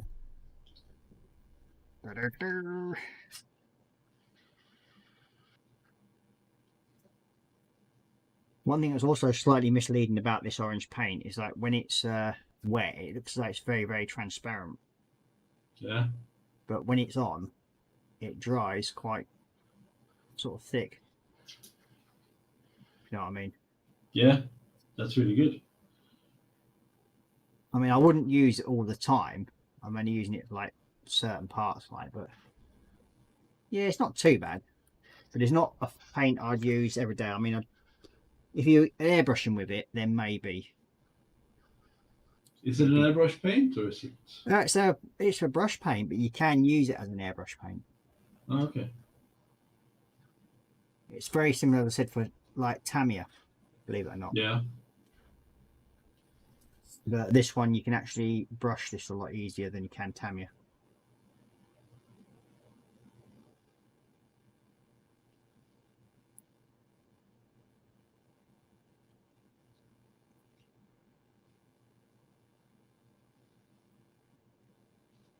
Should, near enough, have the orange marking sorted. You need one more coat when that's dried.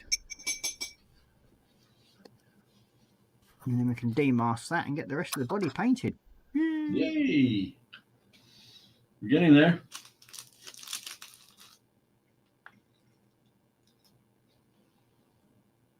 You got Quayman saying, "Ooh, someone bullied Marcus?" Question mark. Exclamation mark. Not to worry, Marcus. Just come here and I'll kissy it all better for you.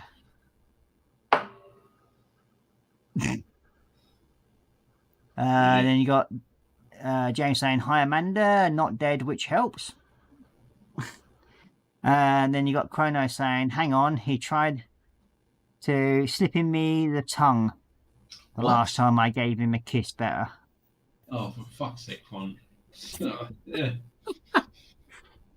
You got just say, "I've been seeing owls around lately, so I put up the birdhouse today. hopefully getting an owl to use it. I think there's 99% chance squirrels will. So, Yeah. well, it'd be like having Meals on Wheels for the owls then, wouldn't it, if the squirrels come in them?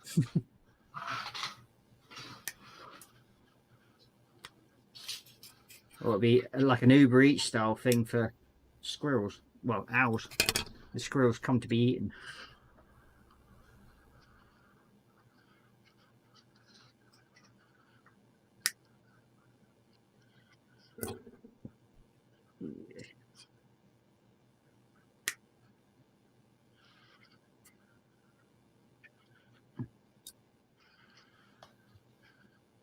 Get those engine pods near enough sorted.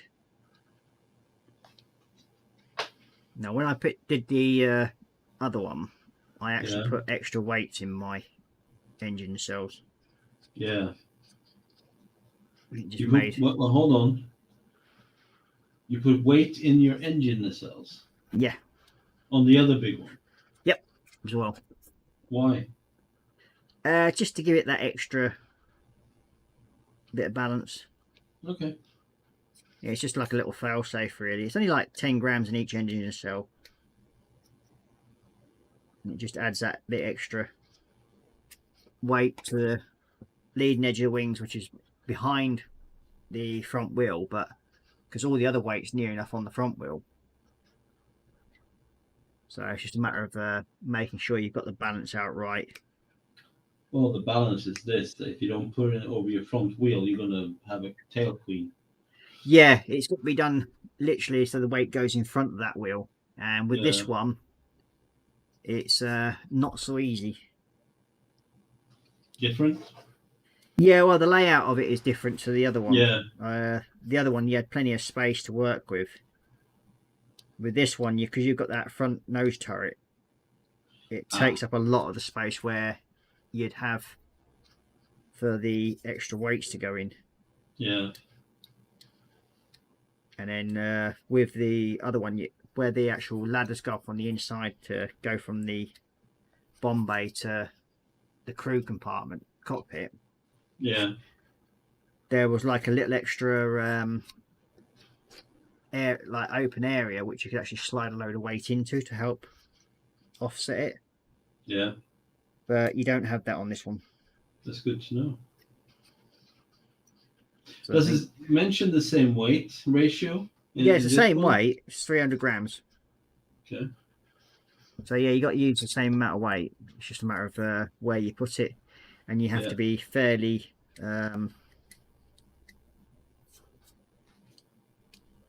understanding of what sort of like spaces you've got and where you can put things.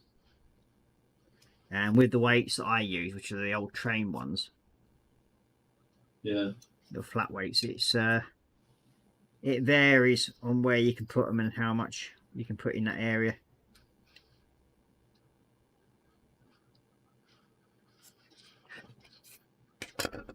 But yeah, I think I've got the weights in the right place, and I camouflage it so you couldn't actually look in and see it.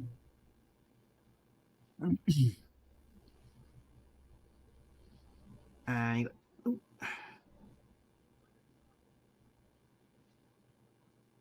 you got Dojo saying home delivery house. Then we've got Amanda saying I've crocheted a bunch of owls. Ooh. And you got Jeff saying nice, I've always liked owls. I haven't seen many around the home until lately. And I just keep putting like dead mice in that out.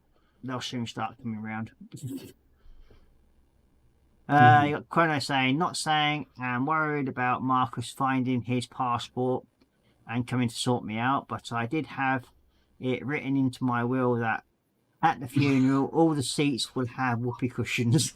Jesus. Oh dear. So now we need the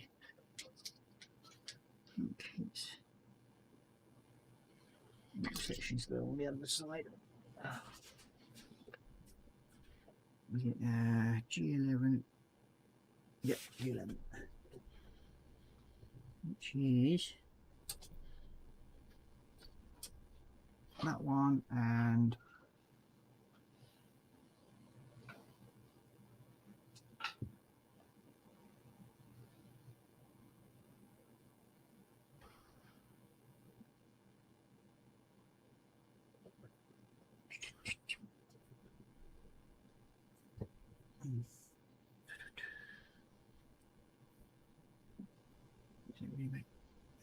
Difference.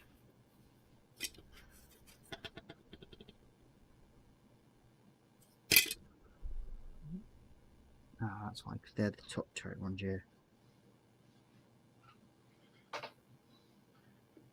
Yep, okay.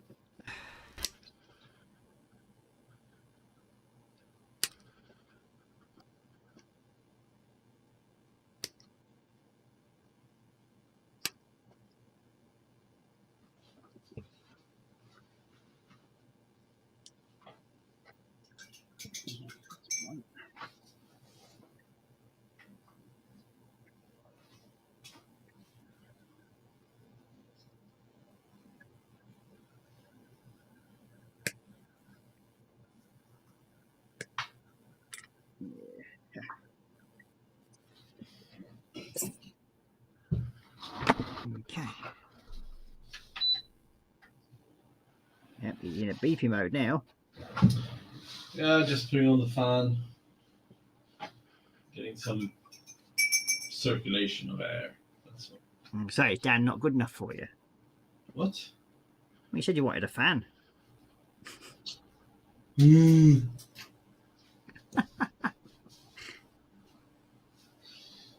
Duh. Paint's drying too quickly.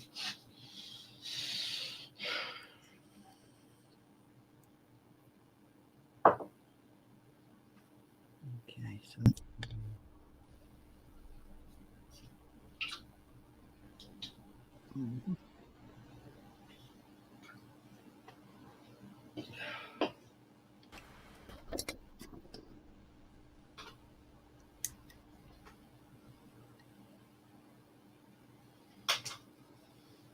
no, that one's better.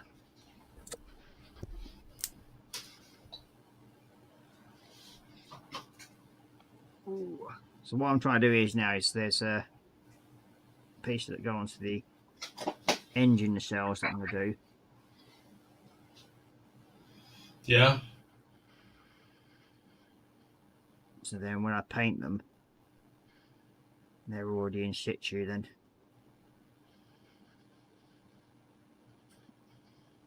Which makes life a little bit easier.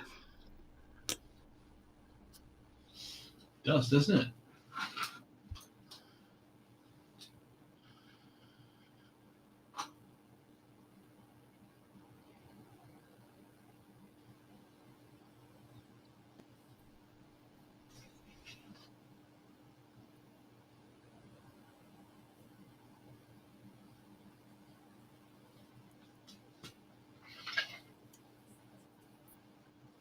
It seems quiet without Jim ready, doesn't it?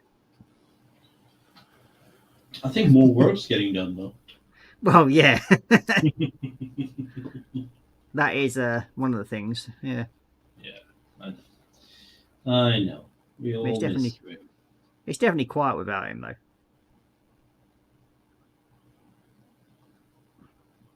I agree. Damn it.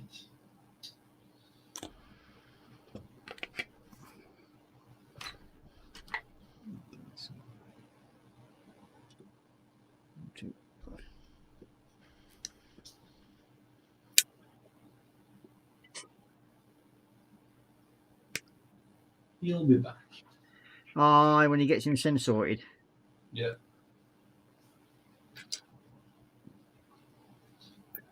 Let's see where I put it. It was right here. Right out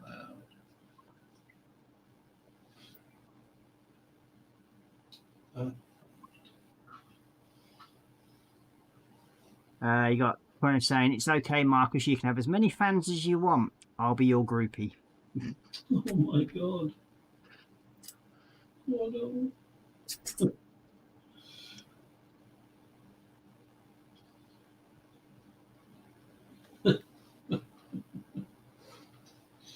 Oh dear me.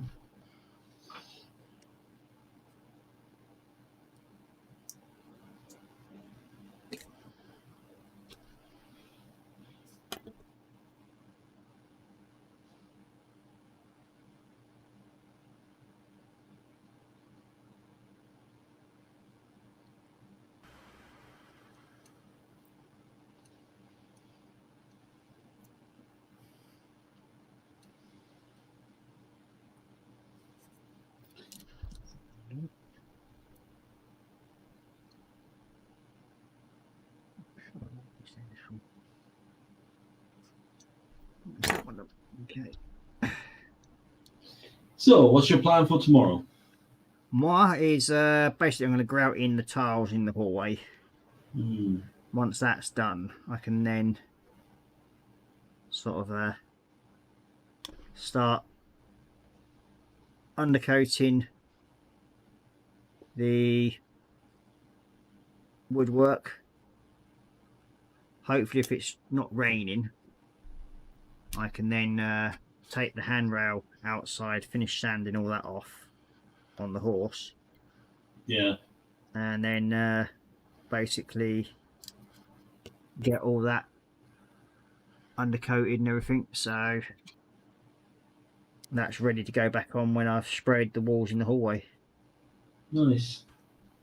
And then it's also get the big hallway clock down from the attic. Nice. And hunt round on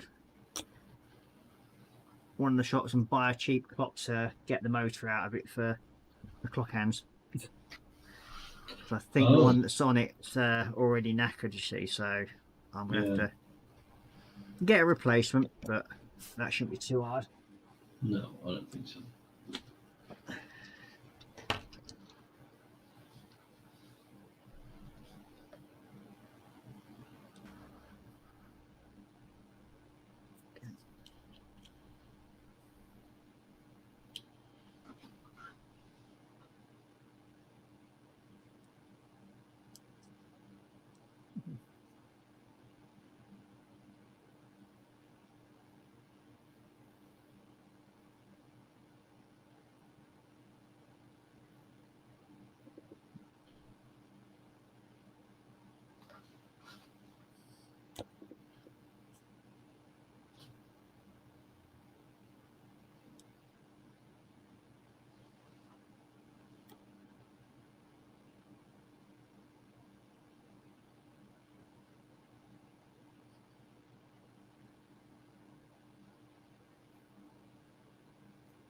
So what have you got planned?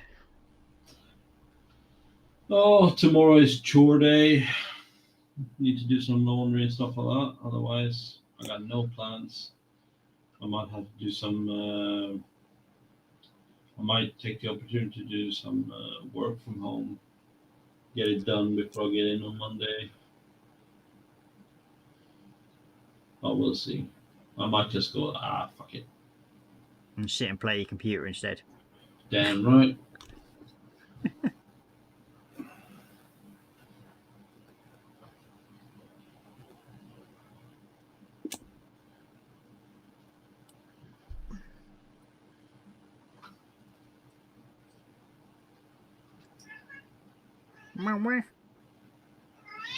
What do you want? Another bite of the cherry. Mm.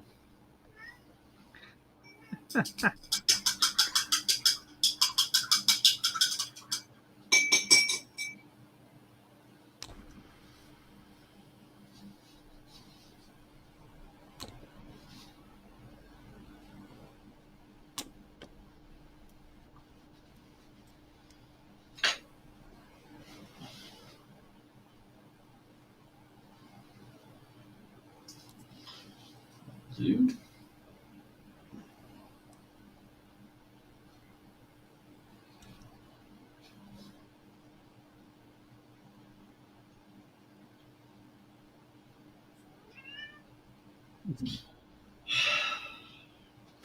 Definitely wants to get your attention tonight. Mm-hmm. It's alright. Mind you, mine were like that yesterday for some strange reason. Yeah, it goes in waves for some reason.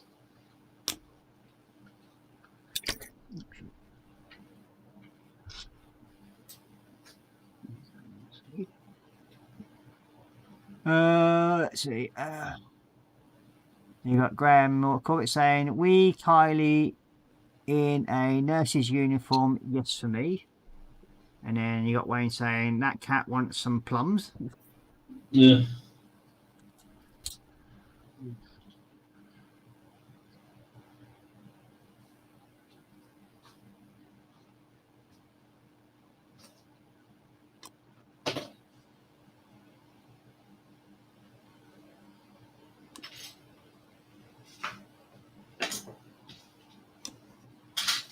Yeah, but Wayne, it probably wants plums, but only the fresh ones, not the old crumpled ones. You should go for someone younger than, I guess, if that's what you're playing at.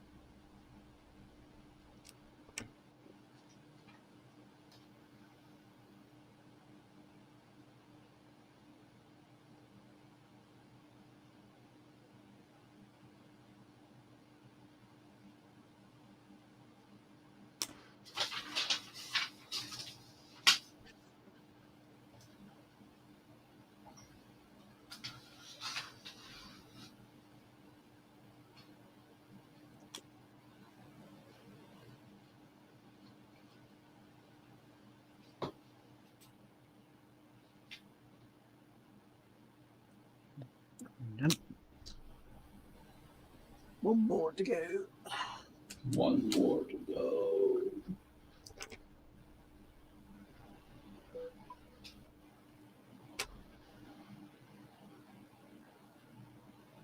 Okay. That's interesting. What's that? The holes for the pods that holds the bombs, when I drill them out, according to the thingamajig, they're not lining up. Yeah. Interesting.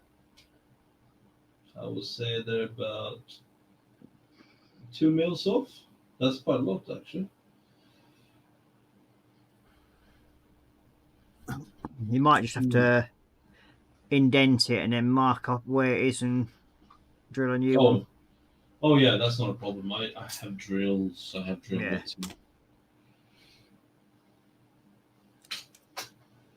I mean, I had something similar to that issue when I did the Dauntless. Yeah. Yeah, it's creepage of the mould or whatever, and yeah, I had to literally refill them and re-drill them in the correct position. Yeah. Now is the question: what size am I going to drill it? I think Usually about 1.2 or 1.3. It's only about a 4 or 5, I think. Really? Yeah, because they're quite large for the pins to sit into, for the bombs to sit onto. Yeah.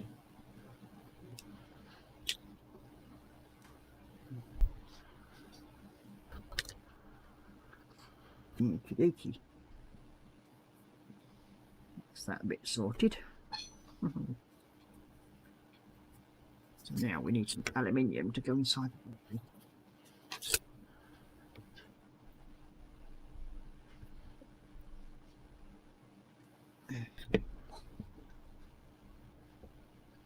So you don't need that one yet. Where's the other one? There it is.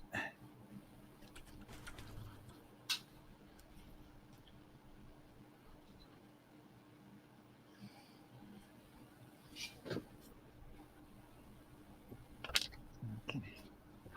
Oh.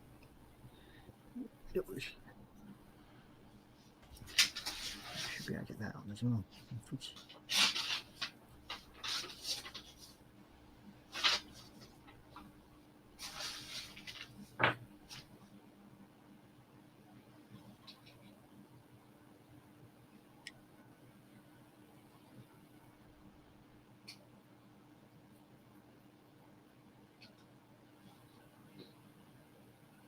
Interesting. What's that? No. Just trying to find the right size drill bit because it's just going up. Not what they said in the instructions. It said 1 mil. Now I'm up to 1.3. It's not enough. What make kit is that, by the way? Tamiya. Tamiya. Huh. Yeah. It's an old Tamiya kit.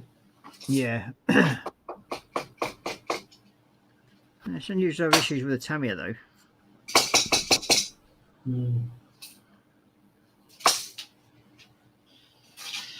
We'll get there. It's not like it's a big deal, but it's just funny.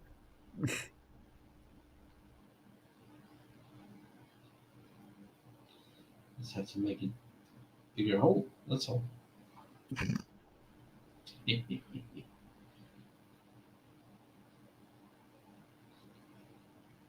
is funny.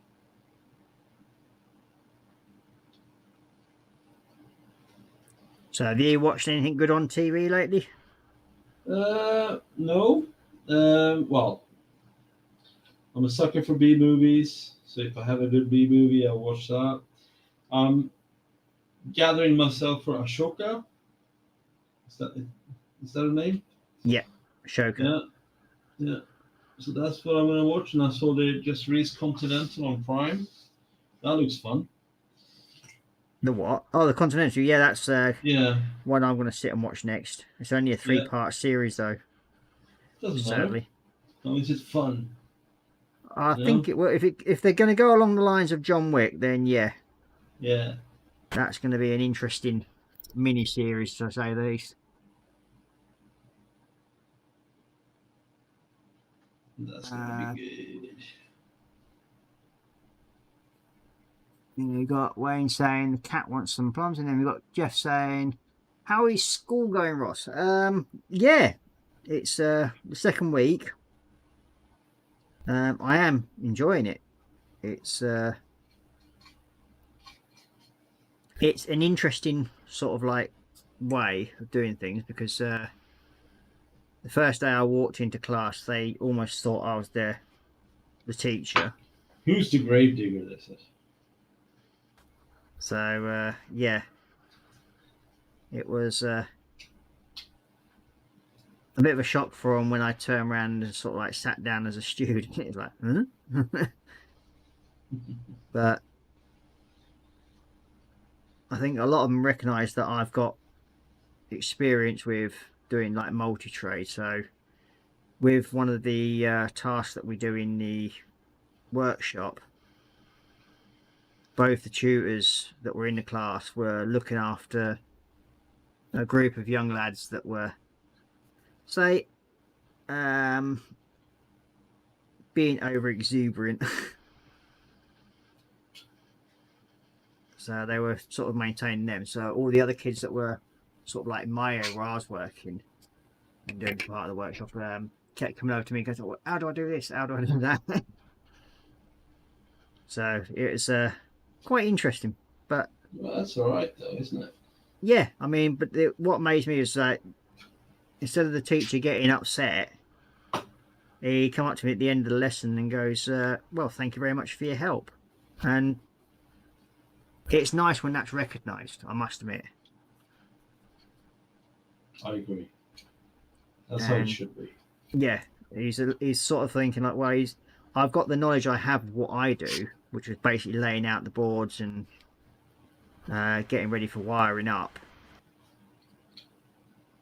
And they're sort of like showing them how to space out the lines and work out centre points and everything on the boards, so they could actually do the wiring system. Yeah.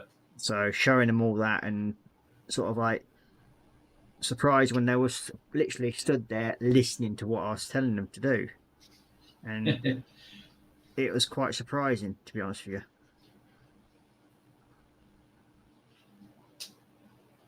Yeah, but it worked out well, didn't it? Well, yeah, I mean, the tutors, both of them walked around about 3 or 4 times, and they sort of saw me showing them what to do and everything. One of them stood behind, looking at what I was doing to show this other lad, and then just walked off. Yeah. So I was obviously doing it right, which is nice to sort of like have that recognition, if you know what I mean. Yeah, I think that's a good thing.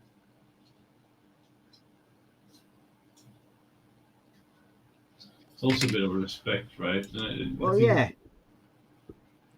They sort of like respect the knowledge that I already have when I'm going into the class, especially Yeah. doing like woodworking and cutting and stuff like that. Because, yeah, life experience, as I said. I mean, I'm Counts looking for a lot. Yeah, It should count for a lot. it's like when they were using the impact drill, not the impact, the Yeah. SDS Oh yeah, I drill. remember. Yeah.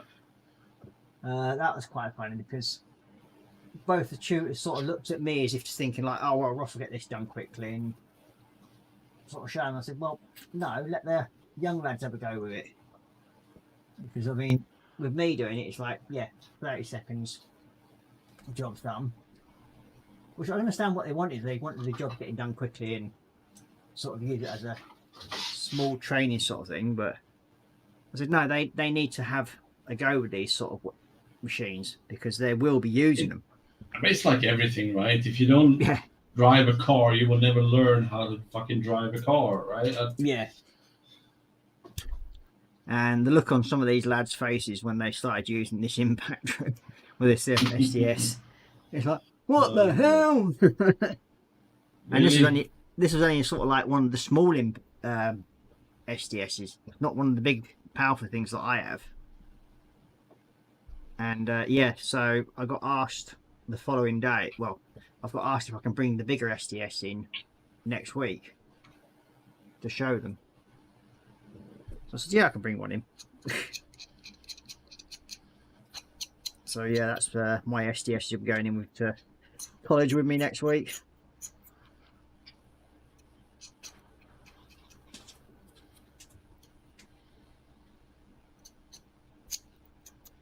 And then we was talking about the different sort of tools that we need to get.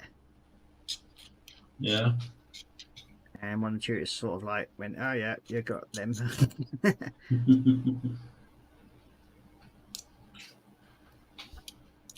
And both of us agreed that DeWalt tools are crap. There's nothing wrong with the belt, to be quite honest. There is. There's a lot wrong with them Okay, now. what's wrong with it? They're basically cheap crap now. They're not like they used to be.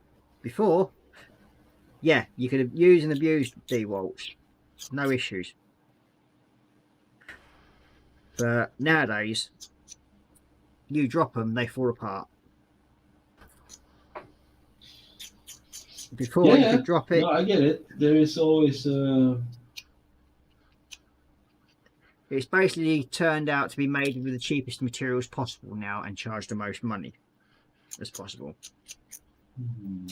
I mean, Makitas, yes, they're made out of plastic, but at least they don't fall apart when you drop them.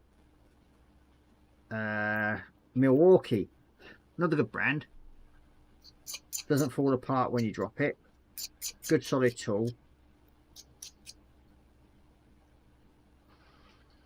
yeah. So, yeah, just expensive. Yeah, that's true. And then when it's like, you'll find a majority of tools on most work sites now are either Makita or Milwaukee. You won't find as many DeWalt on sites anymore. No, that's true. Because they're nowhere near as good as they used to. Yeah. And you got Wayne saying, what's better than... Sorry, Jeff saying, what's better than DeWalt? A lot. Yeah, everything. Let's put it this way. Makita never used to be as good as DeWalt. Now, they have surpassed DeWalt. I mean, I'd rather go out and buy a Parkside drill. I never Why had DeWalt? problems with. Yeah, I never had problems with Makita. No. They're good, solid pieces of kit. Reasonably priced, so they're not out of most people's reach. I mean, as long as you treat your tools well and look after them, then they'll last you ages. I mean, the set that I've got, I've had it now since the start of pandemic. and they're Makitas. And yeah, it's the drill itself. Yes, that's sort of like the chuck's wearing out on that, the bearings on it, which is fair enough. I mean, it's sort of like 5-year-old, and it does take a fair bit of stick with my job. And you got Quino Man saying, more important, do you get detention at school, Ross? No, you don't get detention at school at college. It's basically you're off the course if you misbehave. You get given, I think it's 2 warnings, and then it's bye-bye.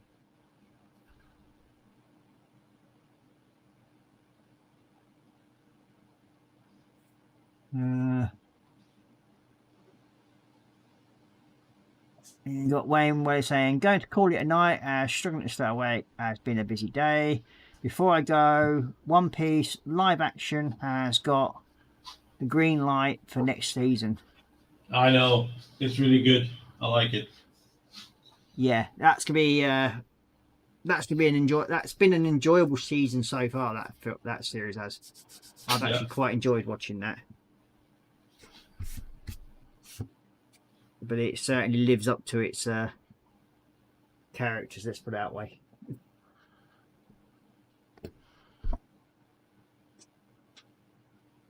Okay, so that's that bit done. Now we should be able to get a last coat of this orange on. Unmask that. And then it'll be time to play with the big brushes. So I can hopefully get one side of the main body painted.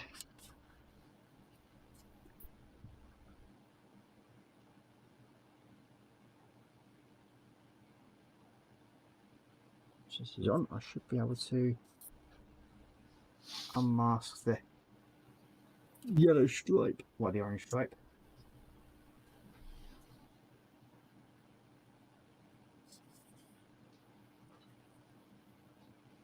And I should be able to stick the ball turret in.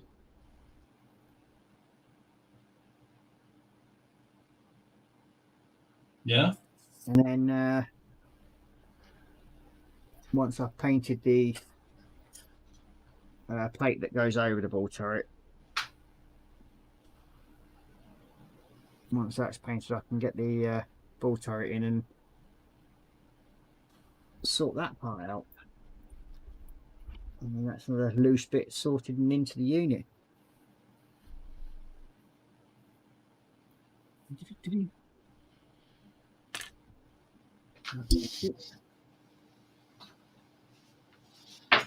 you go.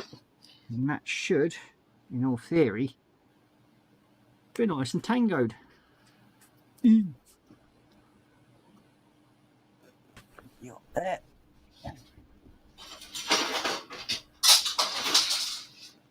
What you drop now? Oh, an entire sprue. I don't know. What you like? Whatever. Now I should take that off of there. Yep, that's that bit. Take that off.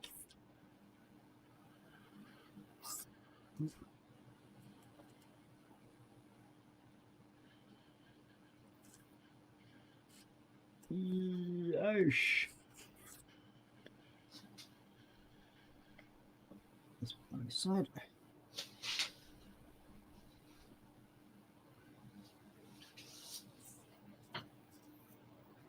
Oh, yay.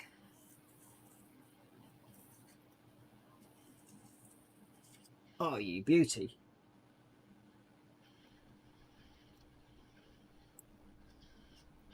And there's the orange band on.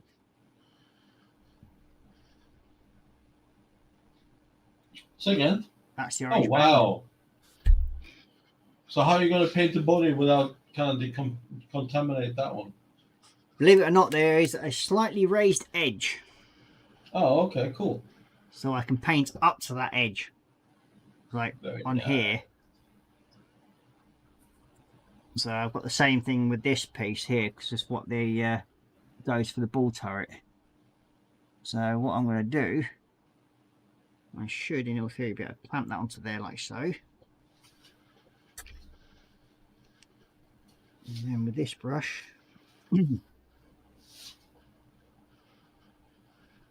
paint in here.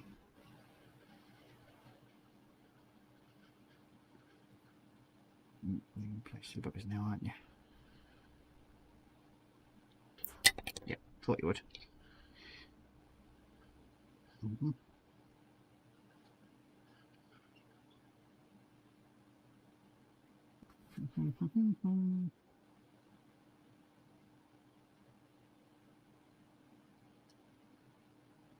There we go.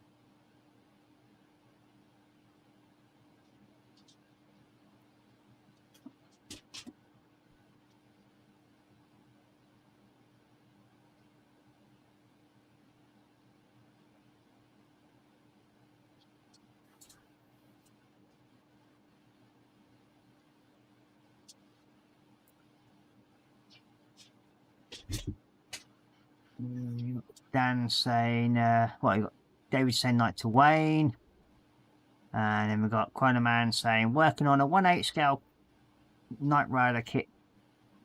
Kit. One of the headlights isn't working. Time to get the soldering iron out, methinks.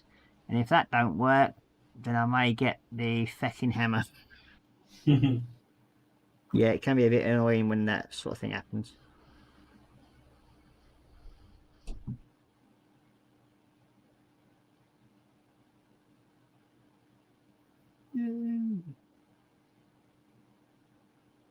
Okay. So that's the base plate for the gun turret now done. Oh wow, that looks really nice.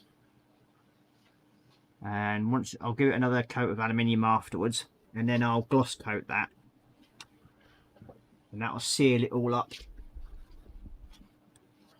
Then, and I've got to do that with the turrets as well, seal them all up with gloss, because when using acrylics on tiny surfaces, it does tend to be able to be scraped off fairly easily. And the only way you can stop that happening is by giving them a gloss coat. So yeah, fun. Fun. I'll tell you one thing, this bloody migraine needs to bugger off. Ugh. Okay. Now, we have these to paint.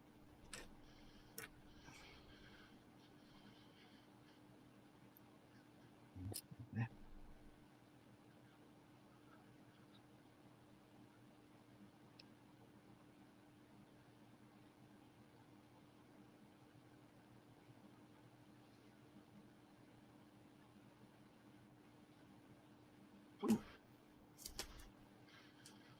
Oh, sweet.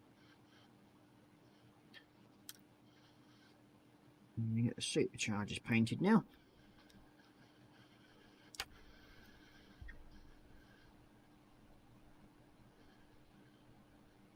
Now to do these superchargers, I will be using the paint mix that I make up myself. Yeah. Yeah. I've just got to remember where to find it now. It's a mix I put together with in an old reveal top. Ah, there you are.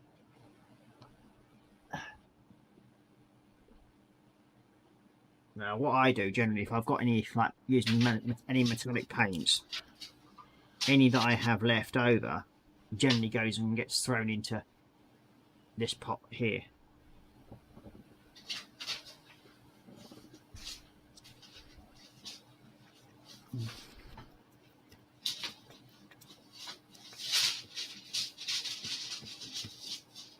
And then I'll, like when it gets low, if it does get low and I'm not using a lot of metallics, Yeah. I will then go ahead and add some. It's like this could probably do with a little bit of rust adding into that, to be honest with you. I know I do have some.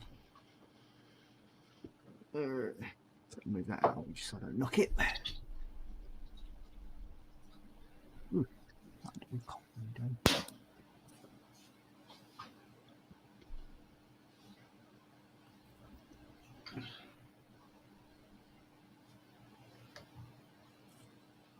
okay, that's that one. And oh, what are you?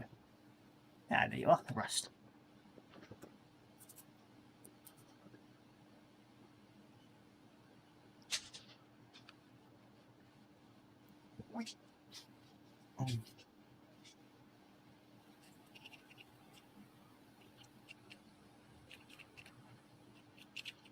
Yeah, that's better.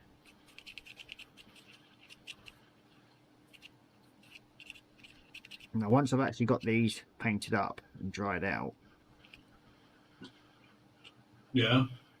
I will then go over with the blue inset that I got from Tamiya to make it look like the exhaust and everything like that.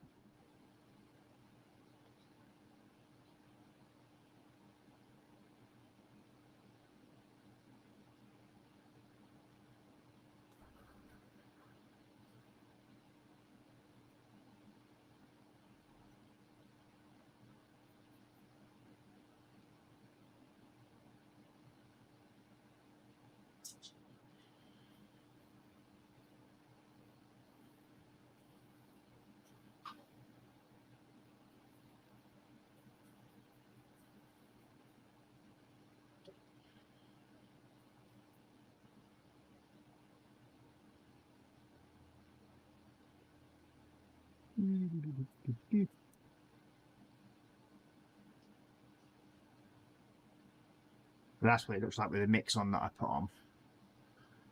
Very nice. I like that. Just looks like metal in it. That's the main thing. Yeah. And then once I've used the sort of like the bluing effect from it's the exhaust set that I'm using. That one. The burnt blue, burnt red, and oil stain.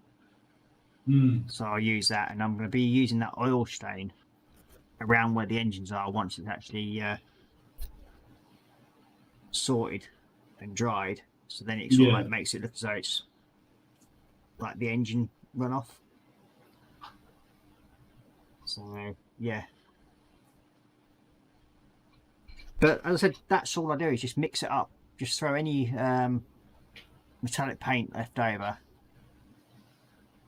and just throw it all into there, and then it just all gets mixed in. Yeah. And then it comes out looking like it does. Because that's one thing about exhaust, they're burnt metal and that lot. So you're generally going to have like your coppers, your rust, your metallic silvers, and the blue metallics that I have. They all go into it, and because it's all water-based, it can all mix together. Yeah. You can do whatever you want, right? So Yeah, I mean, I generally, when I'm doing Warhammer, I'll use this paint as the track colour.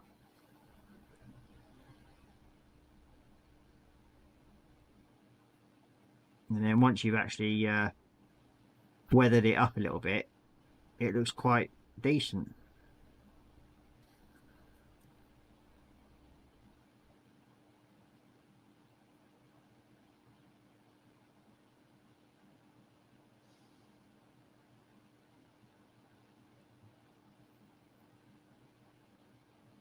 I mean, there's like I use like the green stuff, the purple one, that in it, and it just adds extra character to it. To be honest with you. It does, doesn't it? Yeah, sometimes you might have to give it more than one coat. It depends how the plastic behaves, but Yeah. I generally give them 2 coats anyway.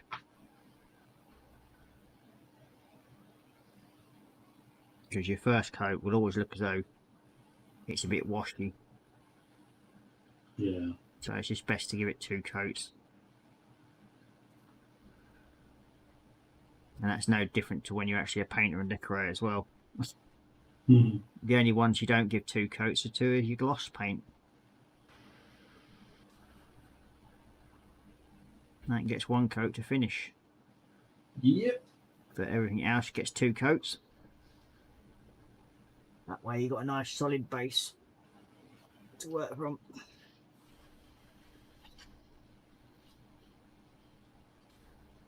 Quite surprised how much I've got done tonight, really. Yeah. Yeah, I'm in the I'm in the stage of going like, what the fuck am I going to do next? Are you running out of stuff? Yeah. Oh, diddums. No, it's all right. I need to figure out how to paint it.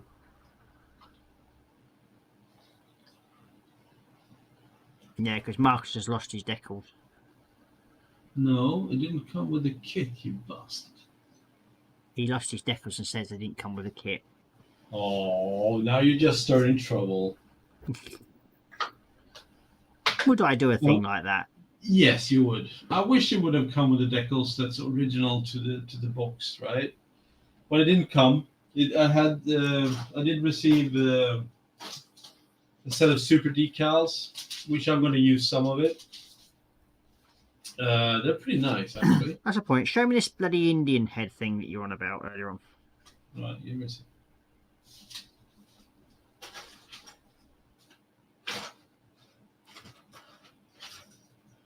I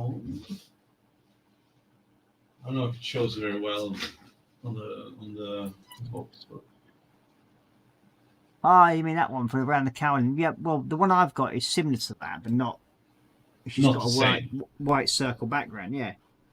So if you want them Indian ones that I've got, you can put them further down the cowling, and then just have your red cowling that part. I can send you them if you want them.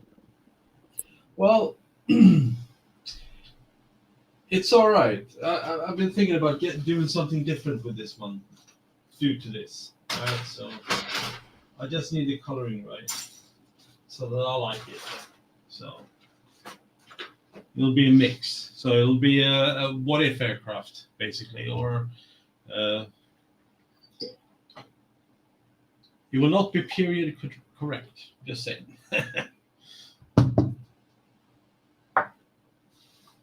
I'm just trying to figure out what I would like and how I would like it. So.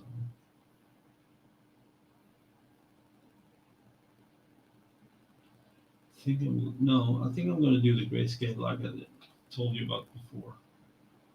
It's a 2-tone grayscale. Yeah. Yeah, with red popping. So. Okay, so that's that now. Second coated. So that can be ball turret can be glued into place soon.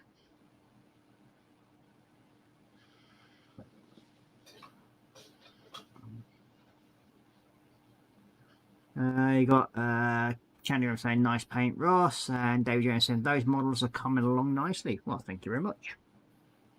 Thank you. I think we're going to have to allow Drim to do some building off stream. Otherwise, Yeah. the poor lad's just not going to keep up. No, especially not now when he's doing a lot of work on the side, right? So. Yeah. So he's gonna need the extra time to get stuff done. Otherwise, he's just going to be further and further behind, and we don't want that really. No.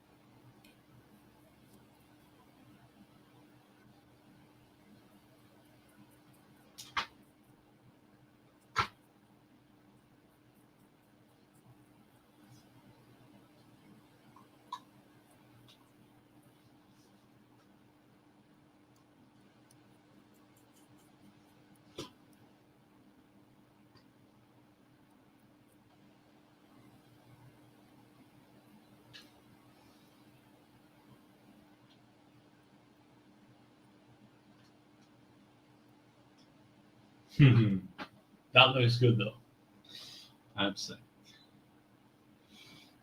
Yeah. The red against the grey. Yeah. Well, red and grey always does pop. Yeah. Okay, now this, what I've just done here is one of the engine cells on this B24. Now that is basically airbrush aluminium onto that. And then there's no primer or anything on it. And that's the first coat. And that's just brush paint on.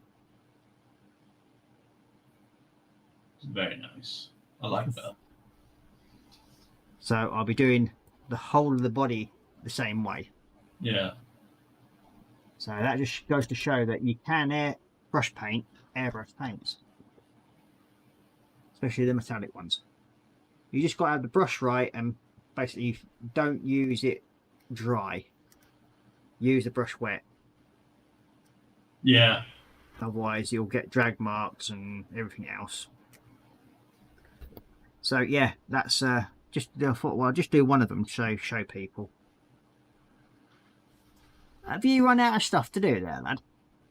I'm at a crossroads. That's what I am. I can't go full into something at the moment. I need to figure shit out. Say, shouldn't you have some decals to go on that prop? It didn't come with the extra decals. That's my problem. Yeah, you didn't have the original set then? No, it didn't show. Yeah, there's usually decals to go on the prop. There should be some. And it should be on decals on the bombs. Yeah. You know? So I need to figure shit out. Yeah. No, it's all right. I mean, other than that, I can just make an anonymous fighter, you know.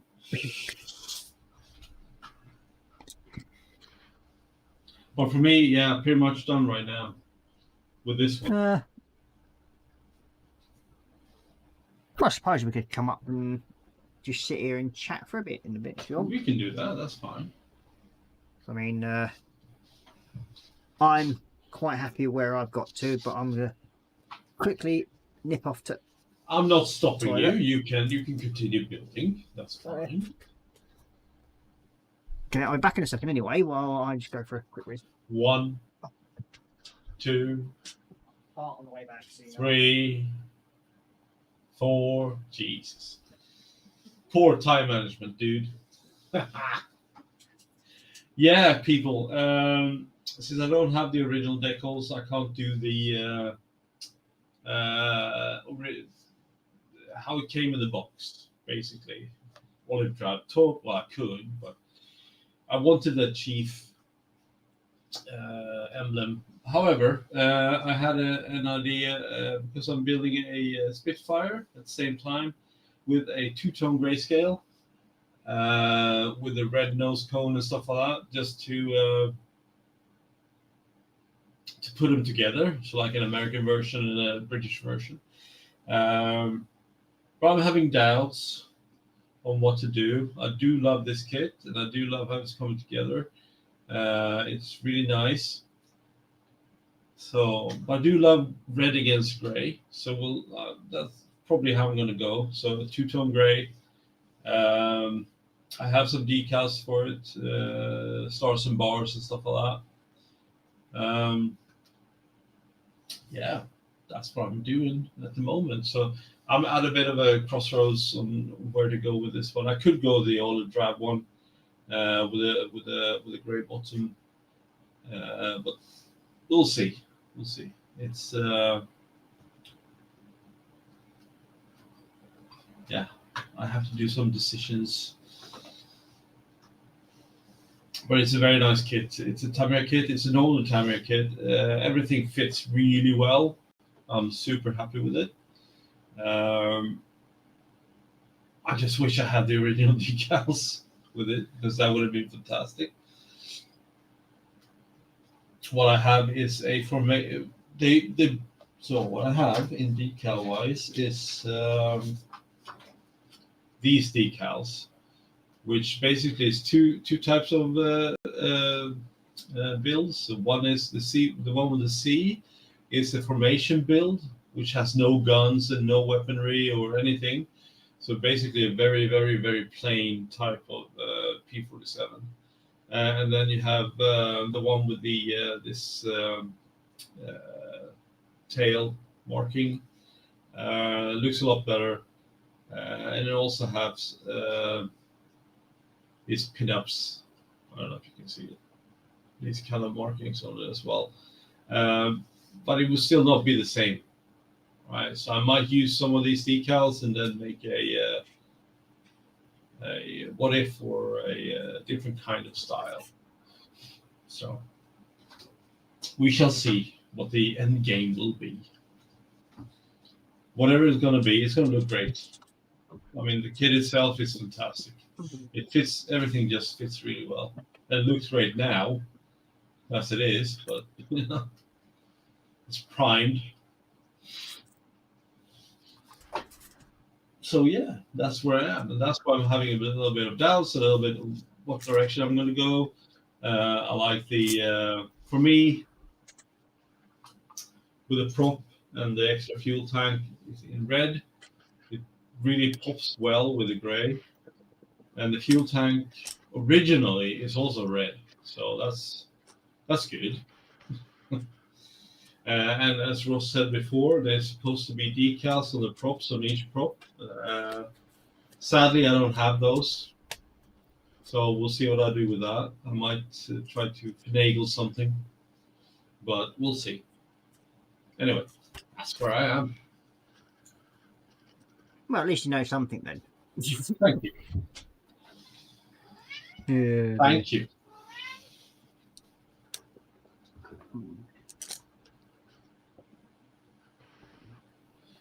So what are you up to, Ross? Well, I'm just going to try and paint this tail section on this just to see how it comes Tail out. section. Hold on. Tail section on what? The back end of the B24. Ah, okay. And that's that pot of aluminium going nicely. Oh, so what I'm going to try and do is get this section here all painted up. Oh, that part. Yeah, got it now. Because I can actually then paint it in two halves, you see. Yeah. And basically see how it goes.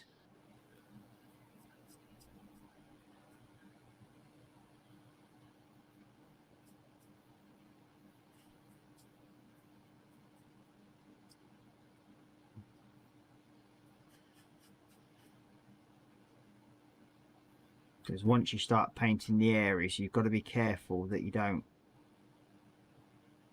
run out and let the edge dry too much. Mm. If you do, you end up getting horrible markings. Yeah. I'll be right back.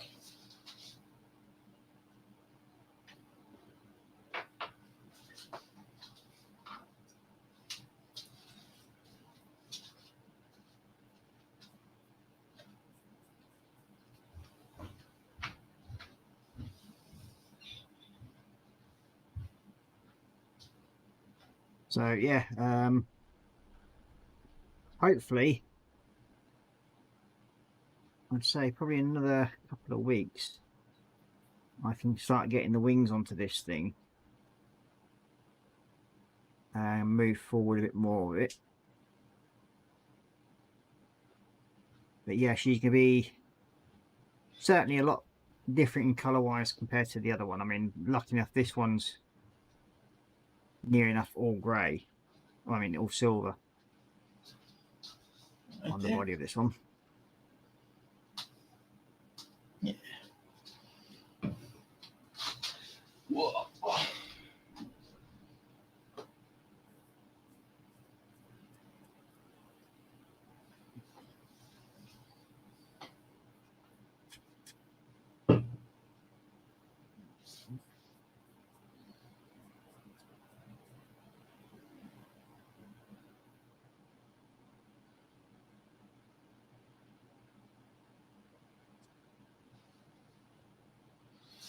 And we got Kono saying, Marcus, if you add some weathering, you could age it up and make it look like an abandoned plane. That's absolutely right. I mean, that's also in the thought process, I have to say.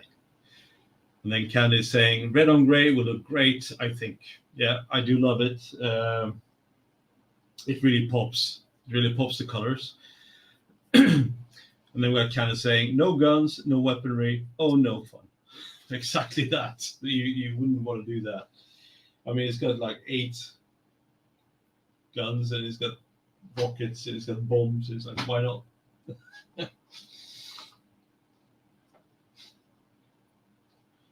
So yeah, we'll see. Connor's idea might not be too bad, actually. Really weather the shit out of it, you know, standing somewhere on an abandoned airfield or something like that. But it is a nice looking plane. It's the plane, boss. The plane.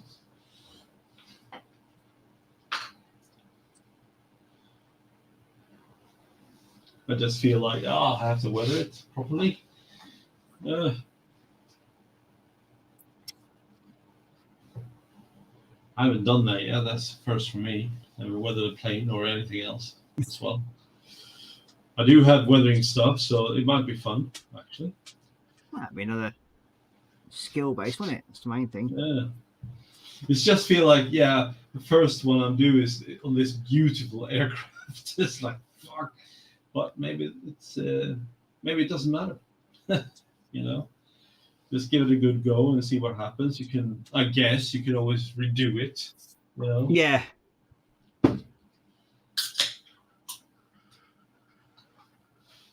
I do have those powers like you just showed for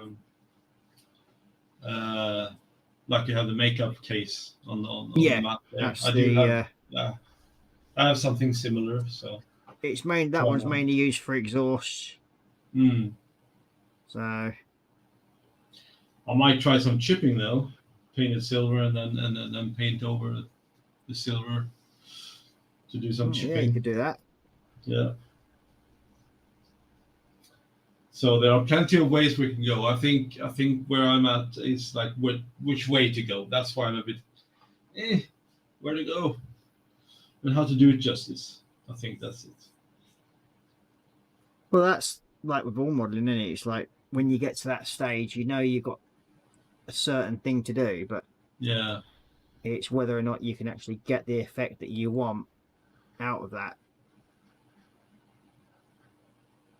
Yeah, and at the moment I don't have a clear image in mind.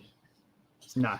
And that makes it different or difficult. Oh yeah. I do have, let's see if I can find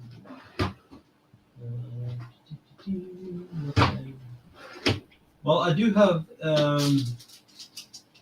I'll show you what I've got. Alright, so I have plenty of oil brushes.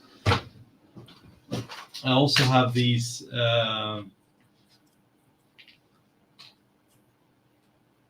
we go. Okay. So I have this. It's Tamiya Weathering Mastering. It's orange rust, gunmetal, and silver. And I have Tamiya burnt blue, burnt red, and oil stain. I think that's more for jets. And then I mean, that's the one I'm using. Yeah, and then I have this one I will not use unless it's sunk in a desert. Sand, light sand, and mud. All right, so I do have those to try out. I also have, let's see. I have a few of these. These are oil brushes for weathering, I guess. Black. Starship Filth. I don't think we're going to use that. Rust. Believe it or not, that Starship Filth is Yeah. very good for using around the engines. Fair enough. There you go. See? I got Cold Dirty Gray. I also have Olive Green. It might work with this. And then I have a dust kind of a oil brush, and I also have a white. Not sure where to use that one. Right. So I do have some options where to go and how. The problem is I don't have the experience, so it'll all be a kind of a yeah. What I can say is don't shame me for doing this. Just 'cause you're learning, it doesn't make the Yeah. difference, mate. I mean, it's all part of modelling. It's learning how to do stuff and everything. Yeah. So yeah, I wouldn't worry about saying that somebody's going to shame you or anything. It's like me. I test out numerous different ideas when I'm doing stuff. Yeah. Yeah, there may not be the correct way of doing things, but as long as I get the results I want, Yeah. I'm not But that's worried the about. problem. Everything is so subjective. I've seen fatigued metal. I've seen fatigued vehicles standing for years, which looks nothing like people have done it in the modeling community. You know? Yeah, And everything ages differently, regardless. It's temperature, it's temperate zones, it's everything, right? So oh yeah, how do you kind of say, oh, that's right? No, you don't. You can't. do it. No, you can't. simple as that. I mean, Yeah. it is what it is. But that's in the also long run. very intimidating for a guy or a person who's never ever done any kind of weathering before. So yeah, it's going to be fun, definitely. Well, it's So, like my Colonial Viper. That was the first aircraft the first main sort of like ship that I've done with weathering. yeah, I think what's difficult is because you say, oh, just weather it. Okay, so how do you weather it? Well, first you have to lay down a layer of this, and then lay down a layer of that, and then you can chip that, and then you know that's where it gets okay. What layers are we talking about? You know, this kind of stuff. Yeah, It's like chipping. I find with weathering, especially doing like an oil weather on the top, Yeah, as long as you've done your and the aircraft, well, whatever you're doing is matte over it at the end, you can start off with using a gloss coat yeah, exactly. over it. Once you've used the gloss coat, it gives you a place to be able to, especially if you use like I do, I use the Humbrol gloss. Yeah, just to then- protect everything underneath, right? Yeah, it's basically protected underneath, and then once you've done that part, you can then safely put your oil on and then wash it off without damaging your base coat. Exactly. And your Right? So decals. there's plenty of that stuff going around, right? And if you don't know that, so this is going to be the first one I've ever done in that sense, right? I'm going to use tunnel liners. I'm going to use these powders and oils just to kind of try stuff out. So and the thing is, you also have to know in that case, well, where does stuff come from? So where does the oil come from, and where does the It's recognizing the areas that need to be done. Yeah, exactly, right. And that's also very difficult if you're not putting time in to kind of do some research and look at the pictures and stuff like that. And I have no clue. I do understand. By the exhaust, they will be black. By the guns, they will be black, or whatever. But there's also points on the aircraft that holds oil, which that creates streaks along the aircraft, right? And that is not really apparent. Well, you also Right. have windage on it as well. Windage. What's windage? Basically, the grime building up from the Oh yeah, aircraft when it's in flight. Yeah, the no cat.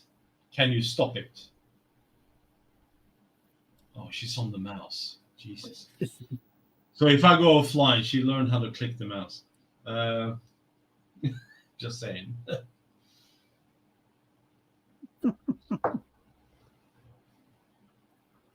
Then we got Candy saying, never knew there were paint sets like these.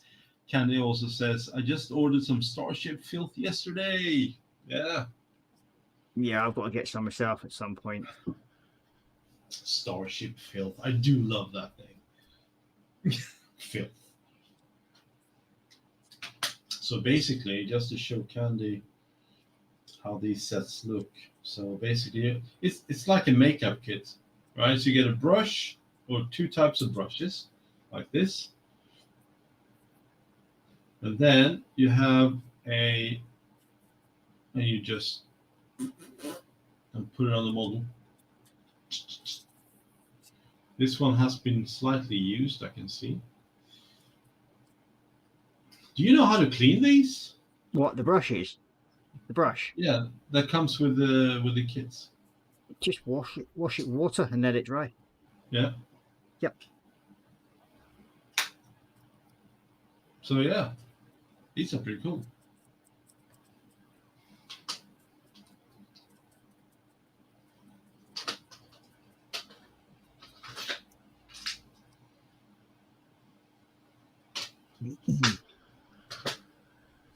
So yeah, it'll be interesting. So grayscale, weathering, and we'll see where we will end up. So this will be a journey for me to learn how to or try things out on a kit. I think it's weird.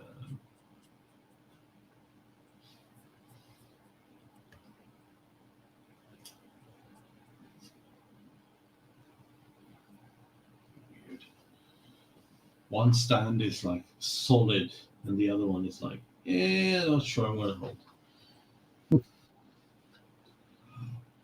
Then Candice says, "Thanks, Marcus. I'll check out some of those Tamiya weathering kits. They look very useful." Oh, they are. Definitely. I mean, I haven't tried them yet myself, but they look really good. And I mean, simple enough to use. I would say that. Just smear it on where it's supposed to be. yeah. And then we have Connor saying, 99% of my models get weathering. I mostly rely on my knowledge of how tractors rust up over time. And then after that, I just knowing where oil and mud should go. Yeah, exactly that, right? But if I don't drive a tractor, I'm a He silly ain't got boy. his tractor there, boy. No. My combine harvester is not really where it should be. So yeah, it's going to be a learning curve for me as well. And who knows, I might get hooked and just weather the shit out of everything, or I go, fuck this. It's all out of factory. Everything's new. Yeah. So it'll be interesting, definitely. I do see a few points of heavy weathering. I do see a few points of where things could be grind down, of course. So it's going to be fun, definitely. And if anyone have any tips on how to weather, feel free to share. I'm more than happy to listen and assimilate such information. Oh, dear. There you go.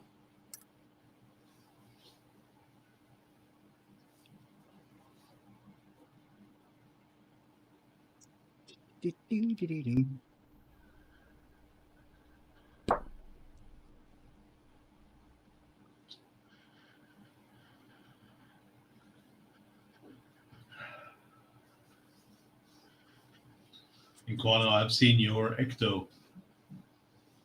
It is bloody great, I have to say. Done a good job on that one. Yeah, it's looking awesome, that is. Yeah.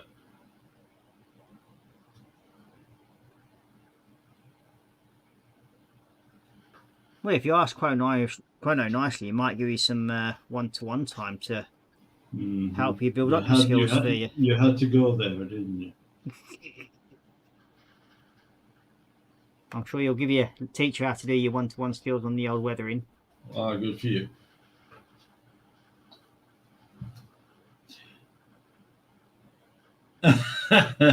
David James says, hang it outside for a few decades. Yep, that's one way of doing it. Ooh, mossy effect. How the hell did I do that? I need to check that out. The what? A mossy, something that's had moss and stuff like that. Yeah. One of the easiest way of doing that is using a sponge. Yes.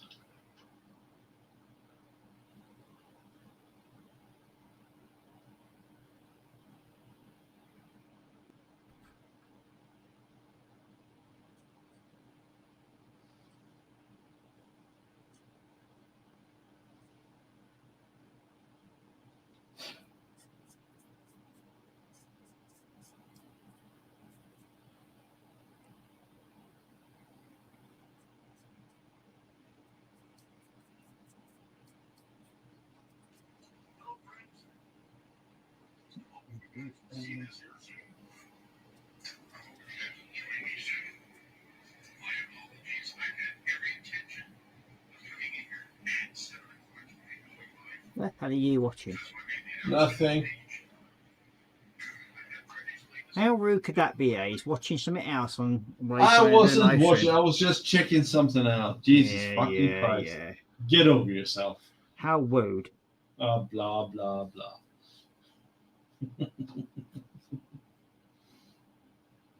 I think Marcus should start building a metal kit just to make up for that. Excuse you.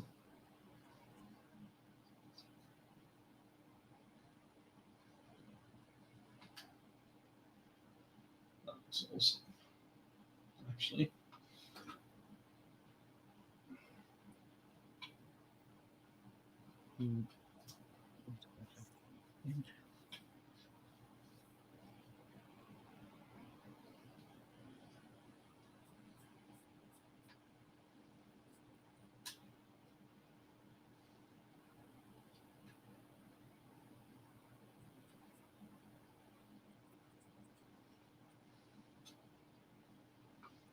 Yeah, having the flaps down on this was great.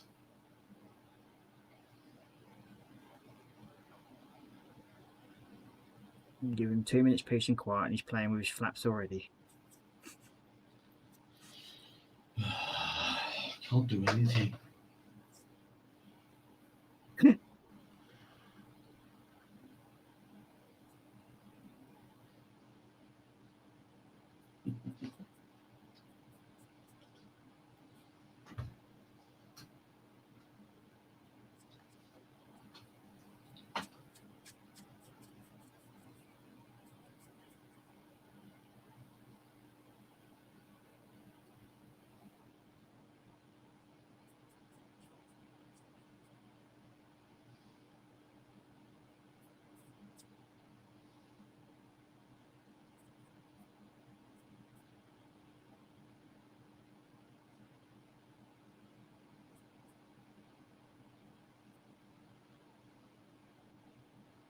Well, that's the first coat on the body. Wow. That looks really good. And that's all the way top and bottom on the body. Full painted. How many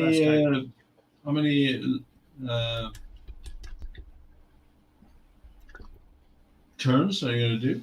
How many coats? It all depends on how it goes. I mean, hopefully with the second coat, I mean, that's near enough dry already. Funny enough. Yeah, it is. That's one thing about using the airbrush paints. It doesn't take that long to dry. Which is good. Yeah. So, yeah. Once I've got that, well, once it's balance that, there we go. Now that's all sorted out for the first coat. I can leave that to dry overnight, and then I'll give it another coat tomorrow. Yeah. I mean, I can give this engine nacelle a second coat and see how that comes out.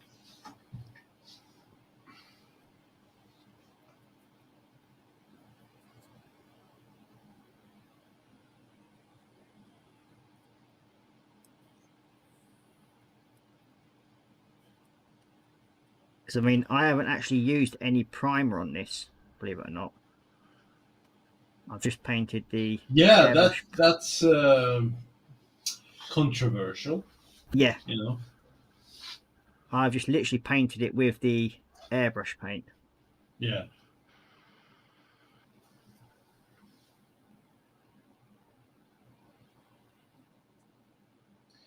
And then David James says, "Ask Sully for a bird's nest."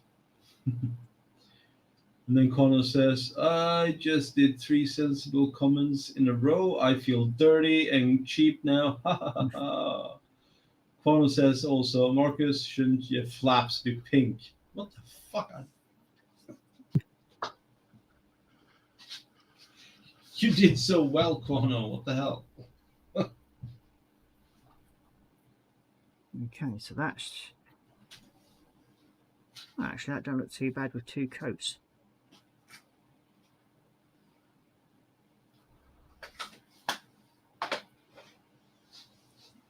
So that's with 2 coats on it. Wow. It really looks good. Not bad for brush painting, is it?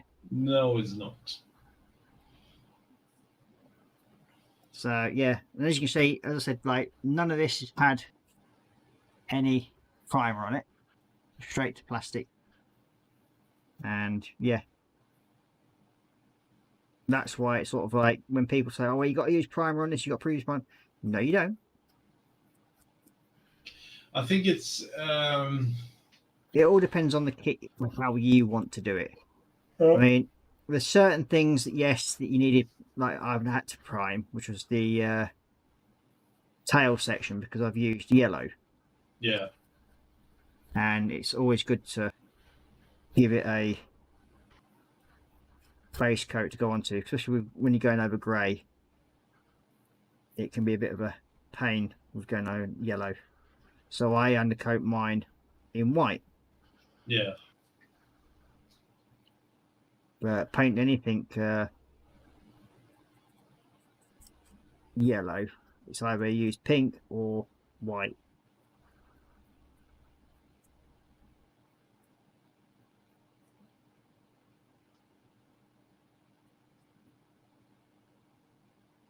So what I'm doing now is just painting another engine setup because I've just used up paint I've got in my tub. Well, we don't see it because it's out of camera, right? So. Is it? Oh my. There we go. There you go. Oh, that's great. Yeah. Then Candy is saying that's a really good paint job, even by airbrush standards, and amazing considering it has been brush painted. Yeah, I have to say that looked amazing. I mean, it's basically just knowing how to use your brushes, and that's where you get that from. I mean, again, that's the first coat.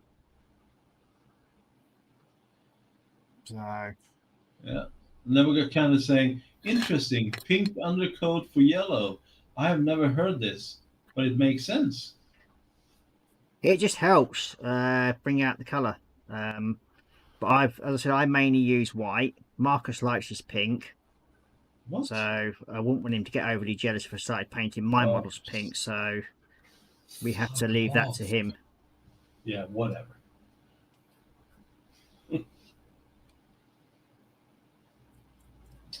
So far, I've never used pink. I've used white. Basically.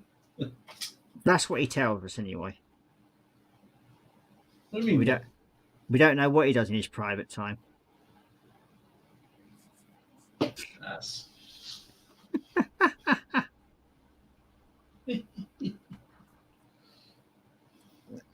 That's that. And we've got one more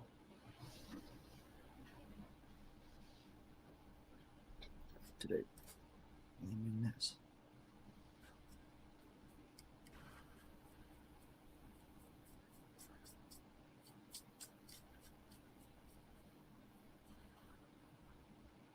you bloody cat hair.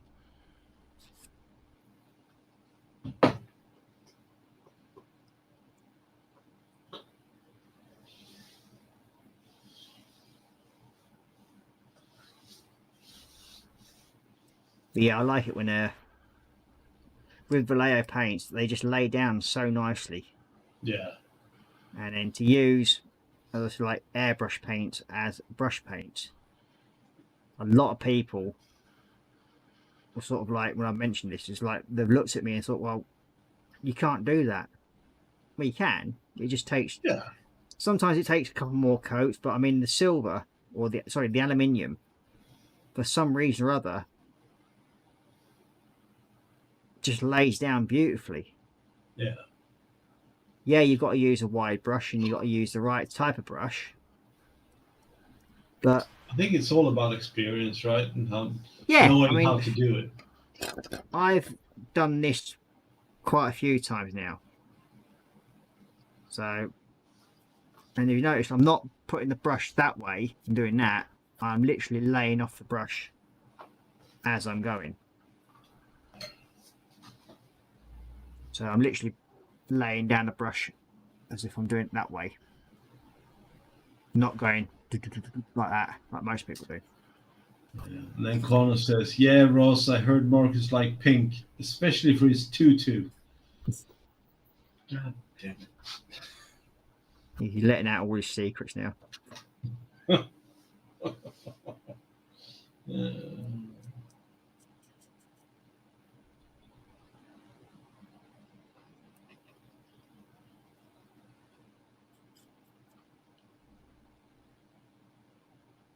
But yeah, I mean, even as I said, Dave from the model shop, he was quite surprised when I turned around and told him that I just basically use it as a brush paint. Yeah, I can imagine that.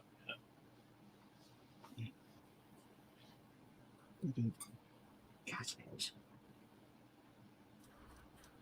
Another one there as well.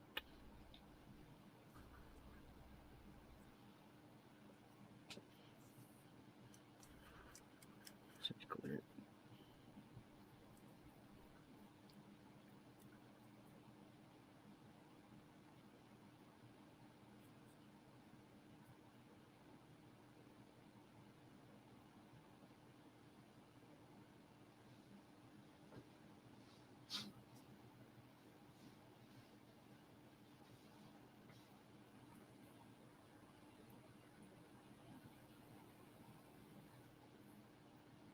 One of the main things you've got to look out when you're using metallics as well is that they seem to dry out very, very quickly. Yeah. Especially the airbrush ones. So don't overload your tray Okay. Yeah. Got when it. painting by brush with metallics, because it literally will clog up and make lumps fairly quickly. Can you add water to it, or I wouldn't. no? I'm just asking. You know, It's there's enough water, or it's actually thinned down enough anyway as it is for when you're actually doing airbrushing. So it's thinned down to be basically taken straight from the pot into an airbrush. Okay. Without having to do anything. That's what it's designed as. Very good. And then we got Connor saying, "Don't worry, Marcus. I won't tell not one about that secret only found." What? Okay, I have to read this again, but I don't want to. Don't worry, Marcus. I won't tell anyone about that secret OnlyFans account. All the cross-dressing. Okay. Oh no. God damn it.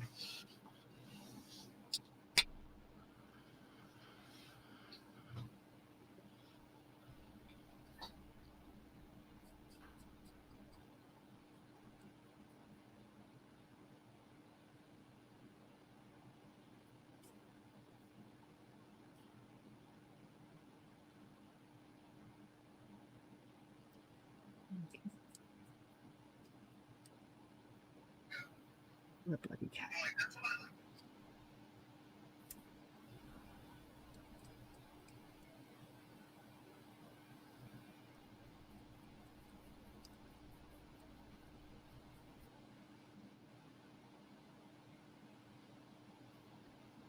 So there we go. That's all the engine pods, the bases of them done, or underneath side of them, and that's all 2 coats on each one. And then you'll notice an even bigger difference when it gets the gloss coat on them. Yeah. I mean, that does make it really, really pop.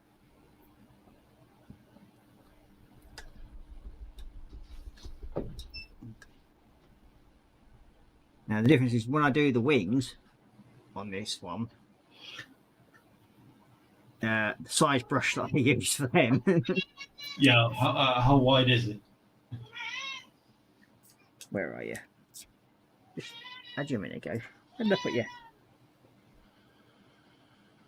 Where have I put it? I did pull it out ready to show people, but I'll put it down somewhere. Ah, there it is. Me wing brush. It's like 2 inches wide. It's 1.5 inch. And that's what I use for doing the wings on big aircraft. And it's yeah, nice soft brush, does the job. So yeah, actually that's dried, so I can actually gloss that for you, show you what it looks like when it's glossed.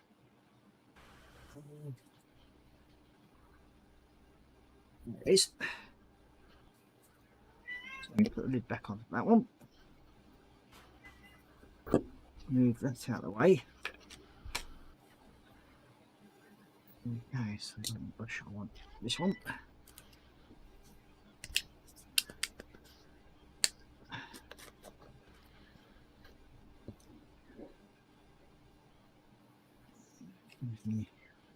One of my little coffee clips. Those of them are somewhere. And Candy is saying, holy cow, do you use that to paint the outside Yep. of your house too? No, it's just basically I use that just to basically paint the larger areas.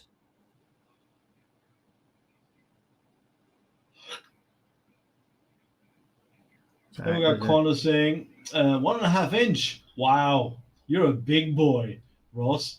It's colder than that where I live. yeah, well, it's only says basically to keep Marcus from getting too jealous. I've actually Why do you used a bring smaller me one. into this? He was talking to you. Candy is saying, it must take a while to build up the skill to use a brush that size for models. Yeah, I can imagine. Yeah. Now, normally when I'm gloss coating, I'll give them I'll do 2 coats on a model in the end. But that's literally what it's like when it's got the first coat on.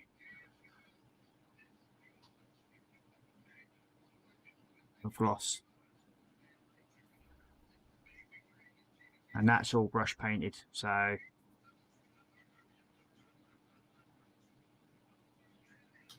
quite happy with that.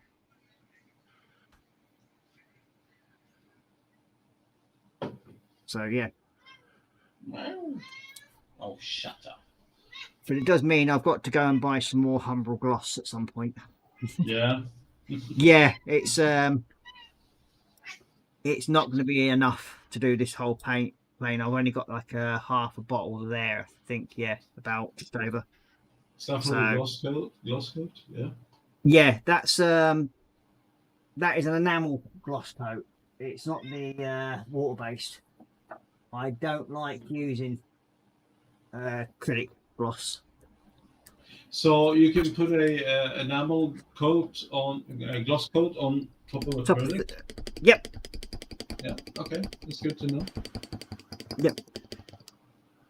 Yeah, you can always do that. I mean, there's no rule saying you can't. I mean, once it's dried, but sometimes it will not. If you use an acrylic on top of a gloss coat, the enamel coat, then sometimes you may have issues. Got it.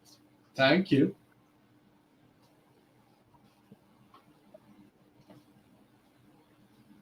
So yeah, that's the first coat on the main body of the body of the bomber. So, and yeah, I'm really happy how that's turned out for the silver. No, it looks really good. I really I'm- like it. I'm happy with that. And if the rest of it turns out just like that, I'll be extremely happy. Can you show the bottle again? That one. That's the Humbrol gloss coat. No. Oh, the paint. Oh, that's just Vallejo Model Air Aluminium 71062. Thank you. And basically I buy it bulk low because I use a lot of that, especially when I'm doing me figures and everything like that. Yeah.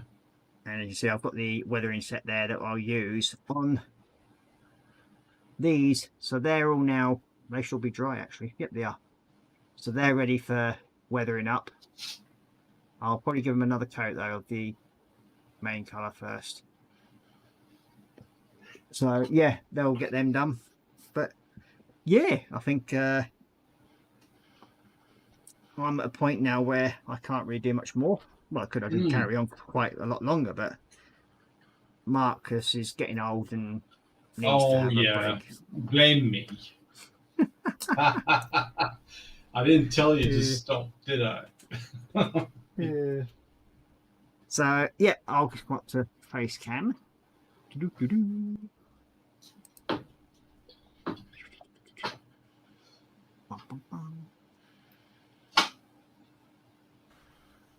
Come on. There we go. So yeah, I think knowing how to get this sort of finish when you're I think doing it with a it's brush. good that you show this and that you're using air colors to brush. Yeah. I think that's pretty cool. So as you can see, it's there you go. That's a real. I'll bring it full screen actually, and then you can. Oh, I've done that one. There we go. So there you go. You shine on that. Wow.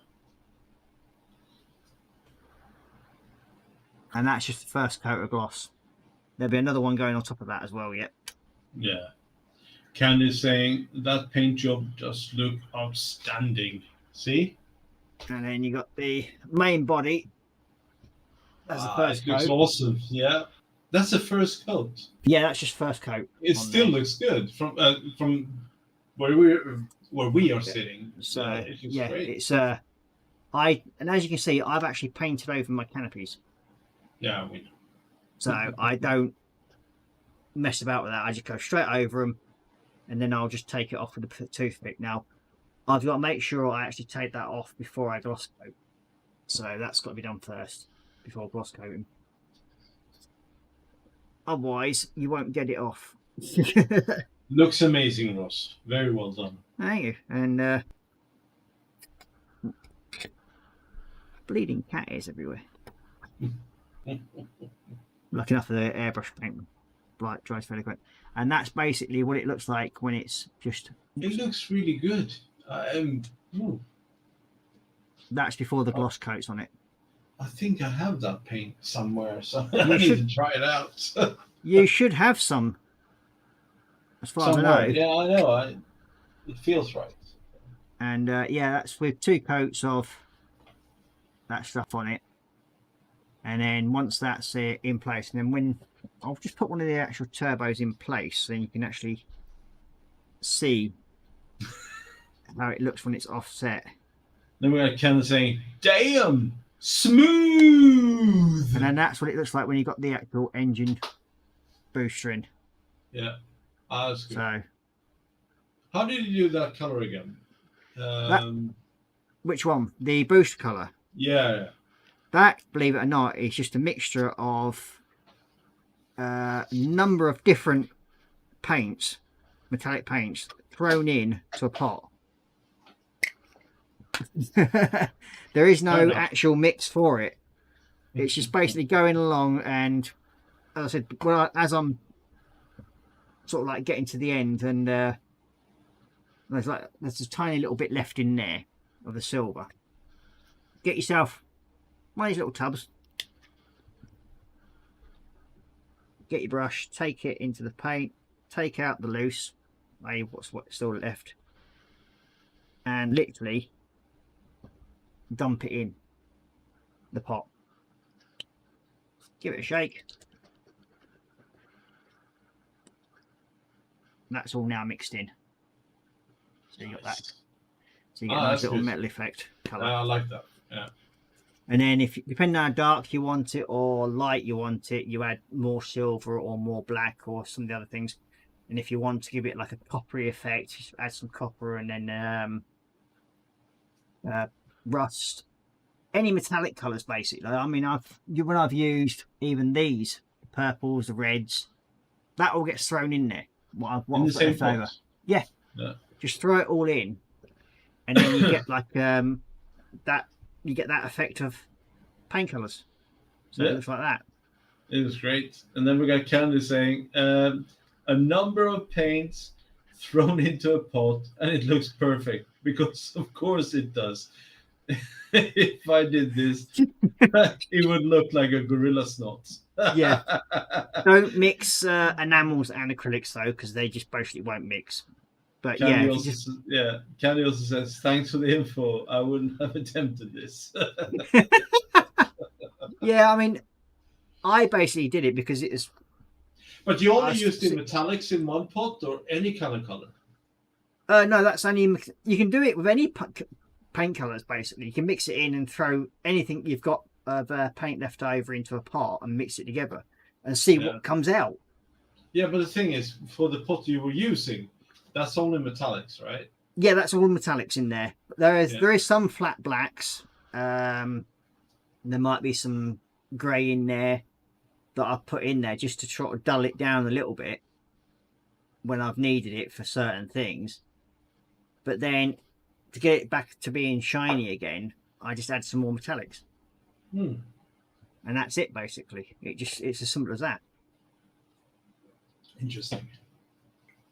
Definitely. And then where most people will paint their props black, I use black grey. Yeah, I use anthracite for that. Yeah, well, I mean, Vallejo does a black grey, which is 7862. And okay, cool. I use that, and I use that for the wheels as well. So the colours I use, and yeah, I mean, to get that mixed pot there, it's just basically, as I said, just throw all your metallics in there, and you'll come up with some good colours out of it. I mean, I've even put that colour in. That's in there. What is that? That is a turquoise, I think. Siren Scale Green. Okay. There's Arctic Blue in there. I think there's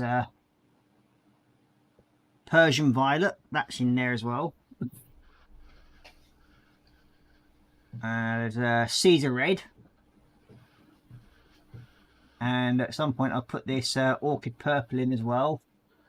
And then there's another Neptune Blue.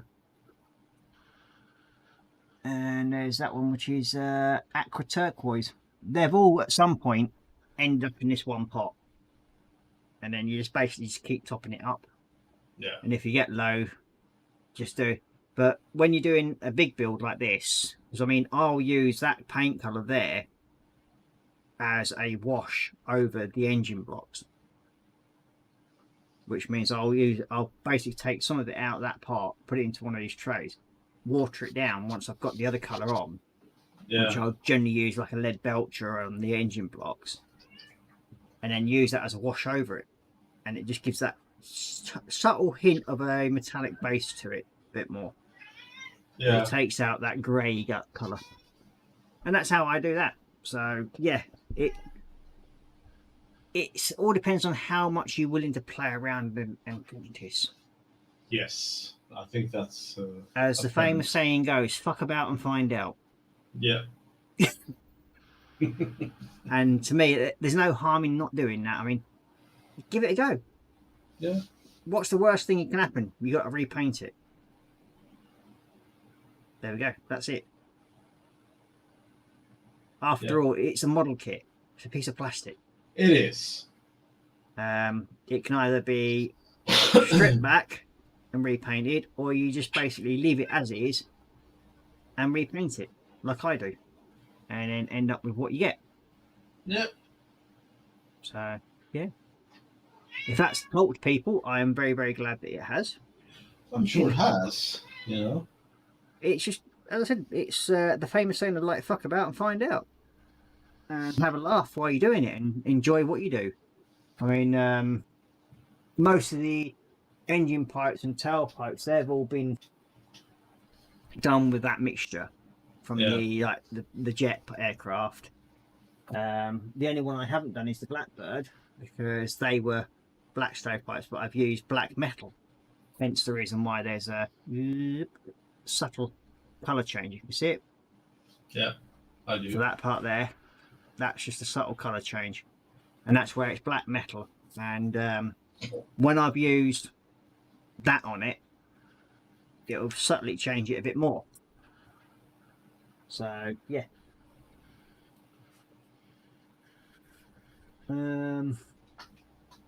Oh, that's the point. Yeah, that's a good point. Ooh, where's that there? Now, this is what I mean by using the well, you can't really see it much, but I'm actually leaving that clear, but you can see inside there. Yeah, I see it. And the engine block. Ooh, there we go. That's all using that metal. What's in that tub? Yeah. Looks and then good you've though. got, like, the brass pipe work and everything in there as well. You can see. But I'm actually leaving the nose cone of that clear so that people can see it. And then that's with the first coat of silver on it. And this is actually a bigger version of what Marcus is building. Yeah. This is the big boys version, not the little Yeah. boys version. Yeah, whatever.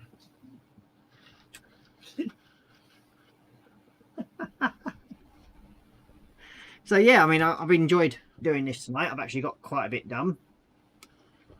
I'm a happy bunny.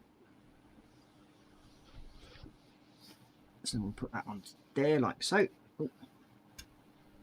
There we go, and I can move that now back out of the way so it's ready to leave it to fully dry.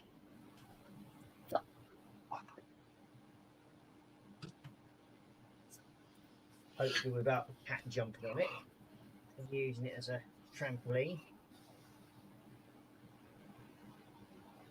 like he has done in the past. Yeah. That's Yeah. cats for you. Yeah, well, that's why the front wheels on both of mine are actually reinforced now, because he's broken both of them.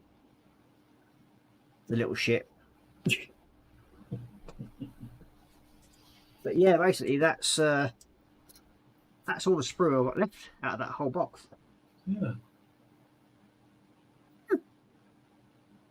It's funny how it all vanishes fairly quickly.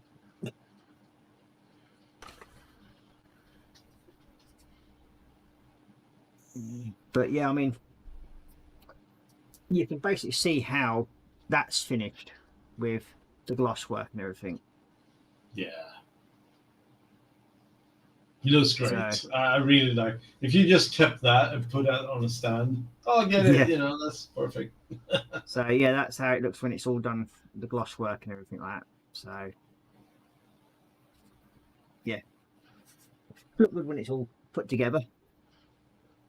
Once that goes onto that thing, then yeah, it completely transforms it. It does, doesn't it? I mean, Marcus had the pleasure of seeing the other one being built Yeah. without Daniel finding out, which was quite funny. I mean, the amount of hints that I dropped when I was actually doing it as well. That's what got me. You naughty boy. because I was sort of like giving him hints of what I was doing, but he never actually caught on until I actually showed him the build. So yeah, that was, I must admit. It was. Yeah, I agree. Okay, so get all this put away, and then we can.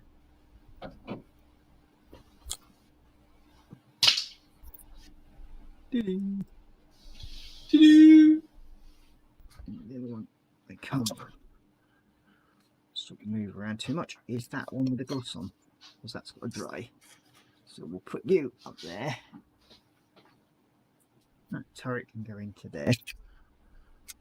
That's it. So basically, that's all the parts I've got left. Is what's in that tub. It's not a lot.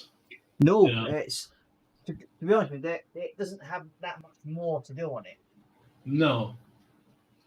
So it's mostly all paintwork now, which is either a good thing or a bad thing.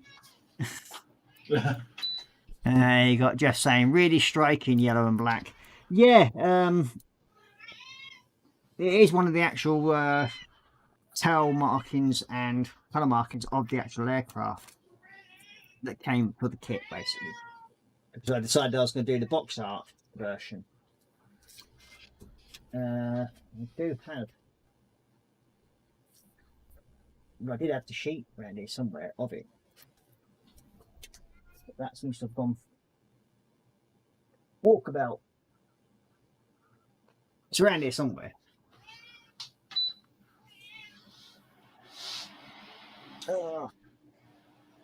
Sounds like Marcus is having a quick blowjob. Excuse me. Having a quick blowjob there, lad. Oh man, sorry about that. Yeah, don't worry. Yeah, seems like the colour coordination sheet's gone walkabout somewhere. I know it's around here somewhere, but I will find out and I'll show you. But yeah, having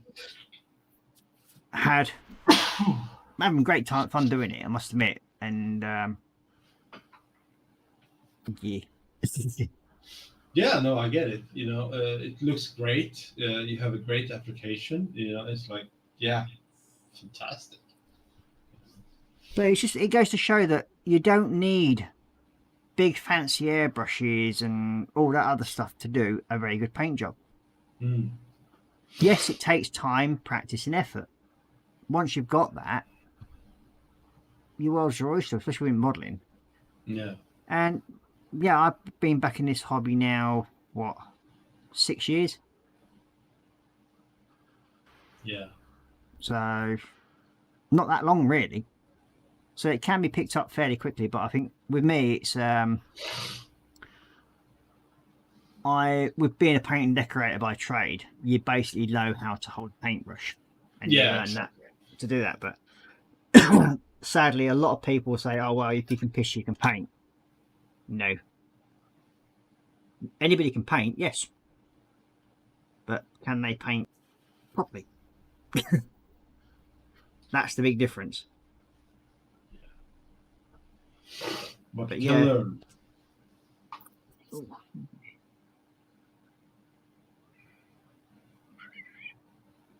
So yeah, I mean, ooh,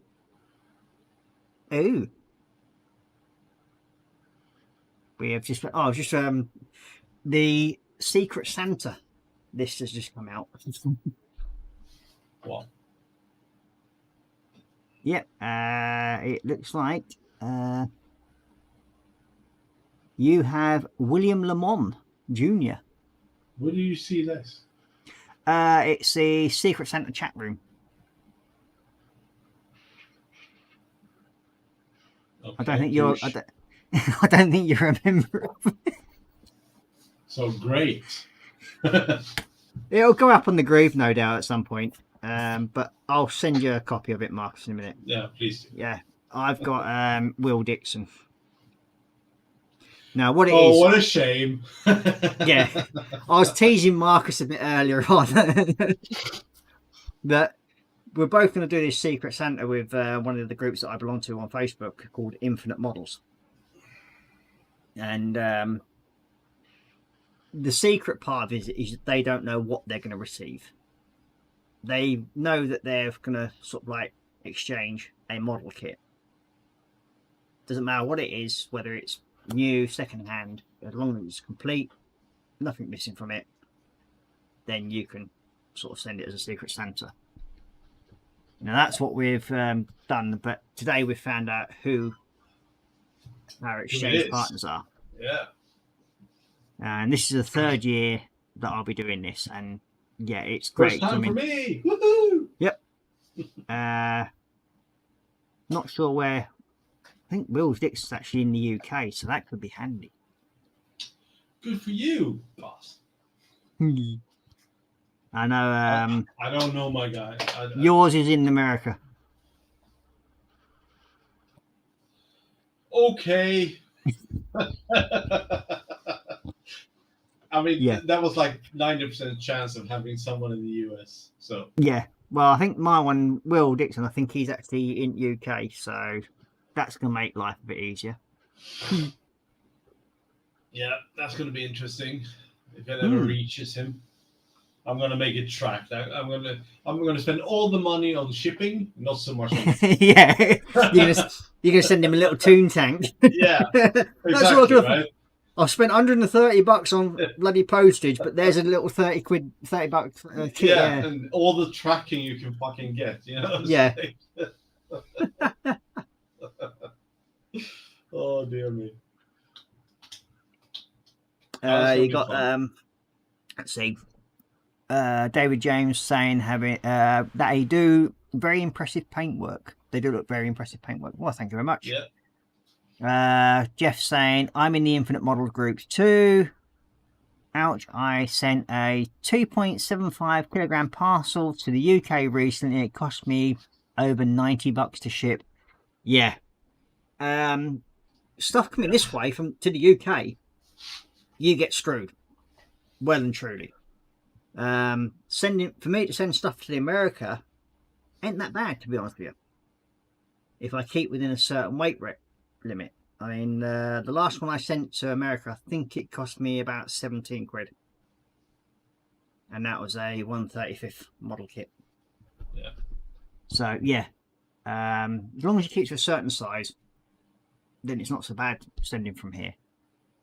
But I generally, that was using Royal Mail. Now, if I was to do it internationally through a parcel service, like when I send Marcus kits out to him, I can send him, I think the heaviest box was about 24 kilos, weren't it? I think. Yeah, something like that. Yeah. And that cost about 50 quid. Yeah.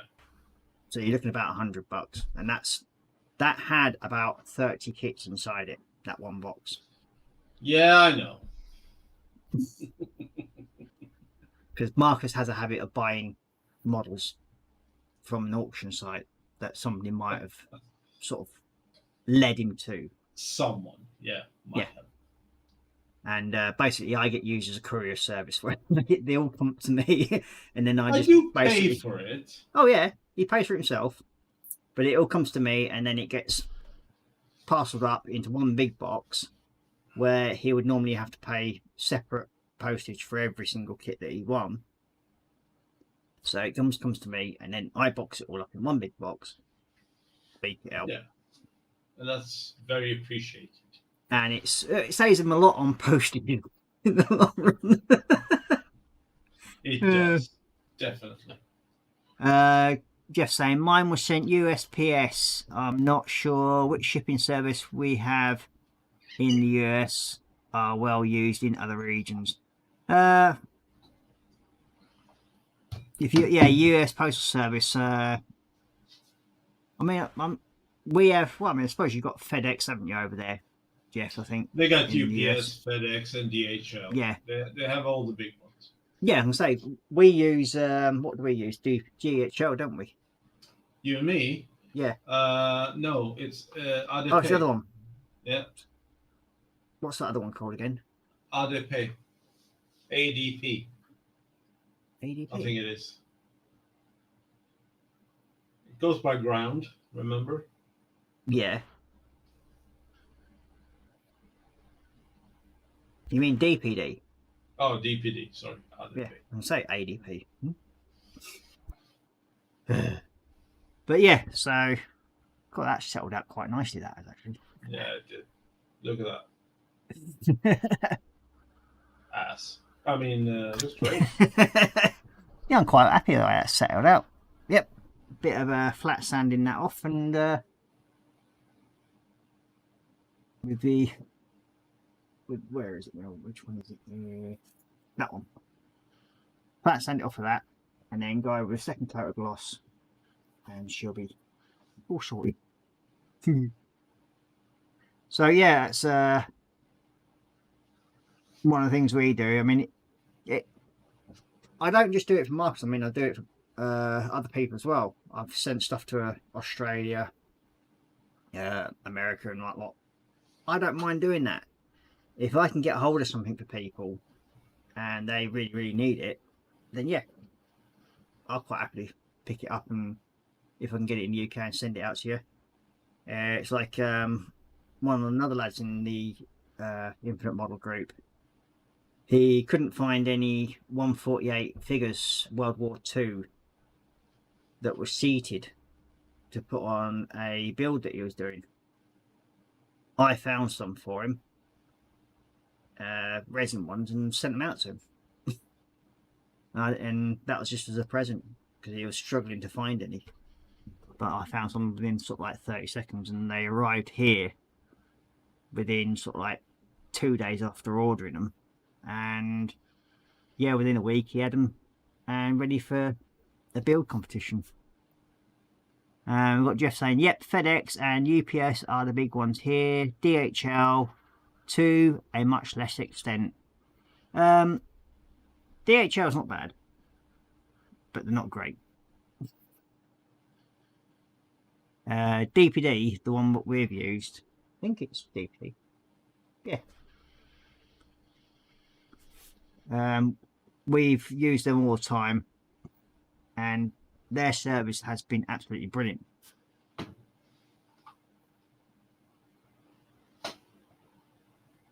You right there, old man?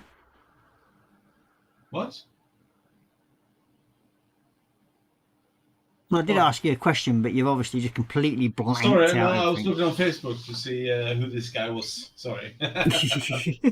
It looks like I had to pull something out of the bag for this guy. Why? Well, just looking at what he's done so far. And, Yeah. yeah. It's not as if you haven't got much to choose from. Yeah, it's my stuff.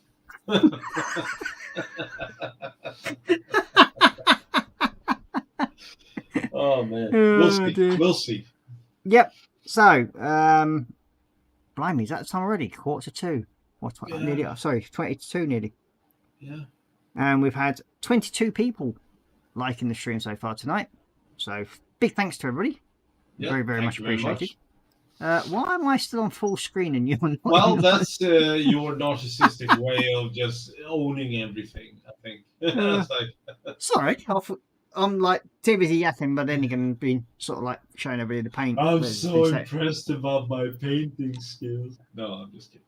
Yeah, I just completely forgot. Yeah, fuck it.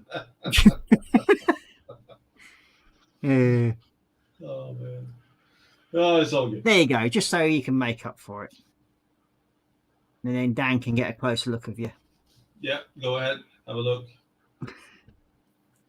You can think about tugging your beard, tin beard and whatnot. No.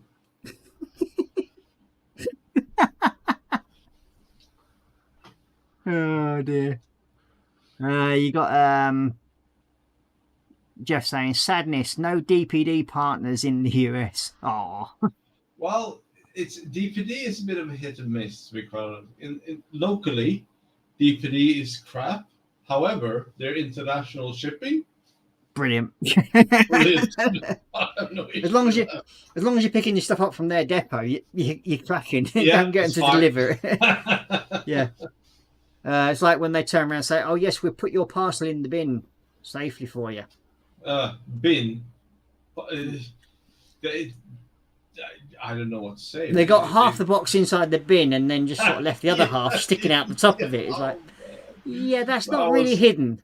No, that was really horrible. Even my neighbor, when he sent me pictures, and was like, "What do I do? What do I do?" It's like, take it out of there. I can't take it out of there. Get it out of the bin.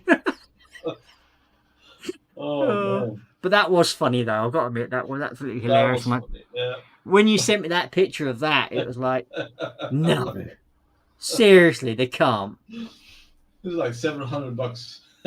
It's like, yeah, you got close to $1,000 worth of models sitting in that box, and they just like shoved it in the bin. Yeah. With half of it sticking out. It's like, Yeah. No, you seriously have issues, I think. And then to say, oh yes, we've hidden it in the bin for you. Yeah. But it was in the recycling bin. Got to give them that. Yeah. So it would have looked like recycled boxes. So yeah. Yeah, could have been that. Yeah, it was in plain view camouflage. That's I what was it was. I was having a heart attack when my neighbor sent that picture. I was like, because I had to squish it, and I knew what was in there. Yeah, that's the 132nd Tomcat, and that was in there, weren't it, as well? I think, if I remember rightly. And there was a couple of other kits in there that were some of the bigger stuff and more expensive. Cheap. Fuck's sake. Yeah. And I think there was some resin stuff or something or other for the Tomcat that was in the box as well. Yeah. Yeah, that's another thing I do for other people is I actually, when people ask for stuff, I'll generally track it down. It's one of my habits of doing stuff for people. I have to say though that Ross has a particular good nose to find stuff.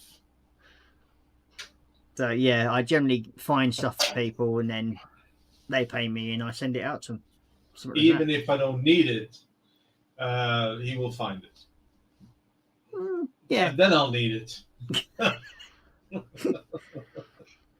Well, you did say you wanted all the upgrades for the Tomcat. Hey, you know, for the Tomcat, I have all the upgrades, and I love it. It cost me a fair penny, but yeah, fair enough. I mean, it's going to look, with all the extras you've got in there that's going to go into it, it's going to look a stunning kit when it's finished. Yeah. It's going to be fantastic. From Australia, even, you got some stuff coming. Oh, yeah, there's stuff. Yeah, the resin cockpit, that's all from Australia, yeah, and the afterburners as well. Yeah. Yeah. So. That's pretty cool. Yeah, I've got to get the upgrades for all my Tomcat at some point. So that should make it more interesting. Yeah. So, yeah, I suppose... but we're going to call it a night for the night then? Let's do that. Yeah, you know, it's 25. Saturday off. I mean, we've still got 9 people watching. Really? Yeah. This? What's wrong with you people? Yeah, it's very much appreciated, I must admit. I mean... Yeah, I have to say, but Jesus. Yeah, it's 25 to 2 and you're still watching. Mad. So, yeah. Oh. Jesus, so 3.5 hours. Yeah, we've done a fair bit of a stream tonight.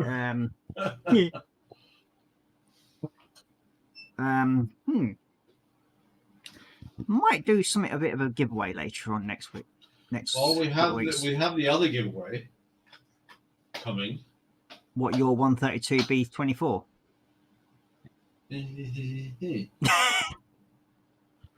What giveaway is that one? No, the 148 one. Have we done that one yet? No, we haven't done it. Ooh, better do that. Not next week, but the week after. Yeah, when my brother is back, I think. Yeah. But we could always do something between that if he doesn't show his face. Yeah, I think that's a good idea as well. Regardless. Yeah. Yeah, we'll find something. That'll be cool. Yeah, I'm sure we could find something out of Marcus's stash too. Why is it my stash? Because you've got more than me. You have now. a good stash as well. Yeah, but you've got more than me. So what? So we've got to take it down a little bit. I'm very protective about it. It cost me a lot of money to get that stash. But yeah, I'll probably have a wander over to Halifax and see what I can find. So you never know. Something cool and unusual would be nice. So no Care Bears in.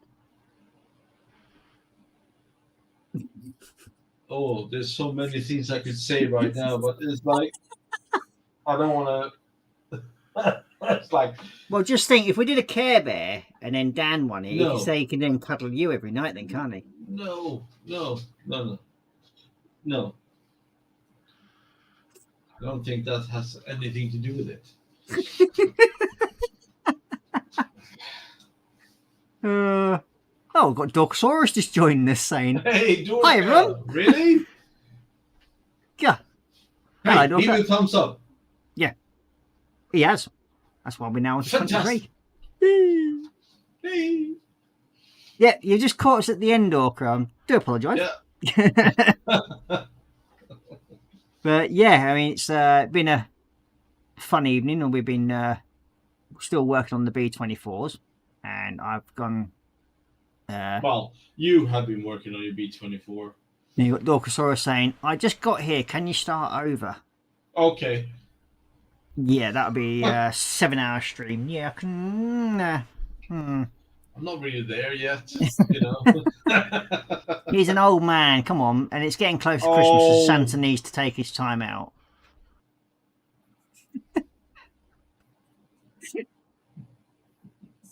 Oh, dear me.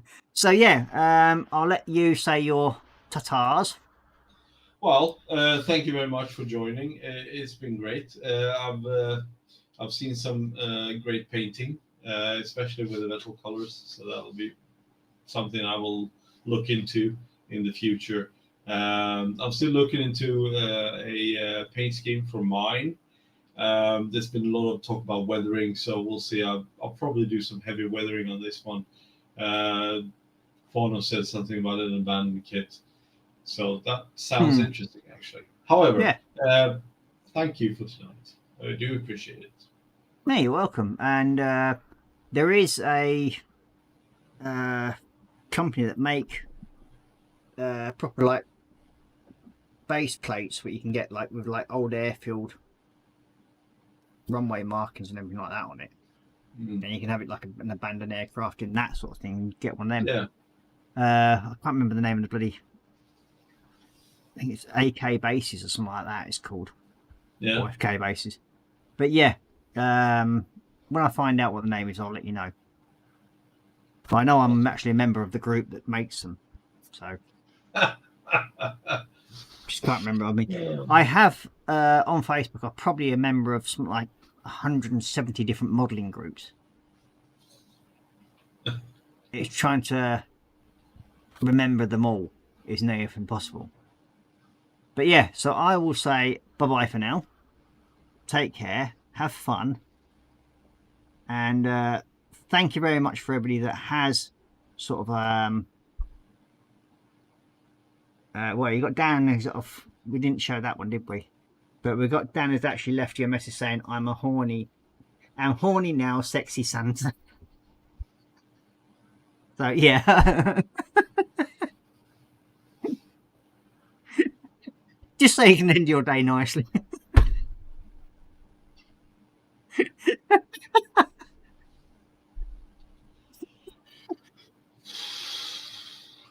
Woosah.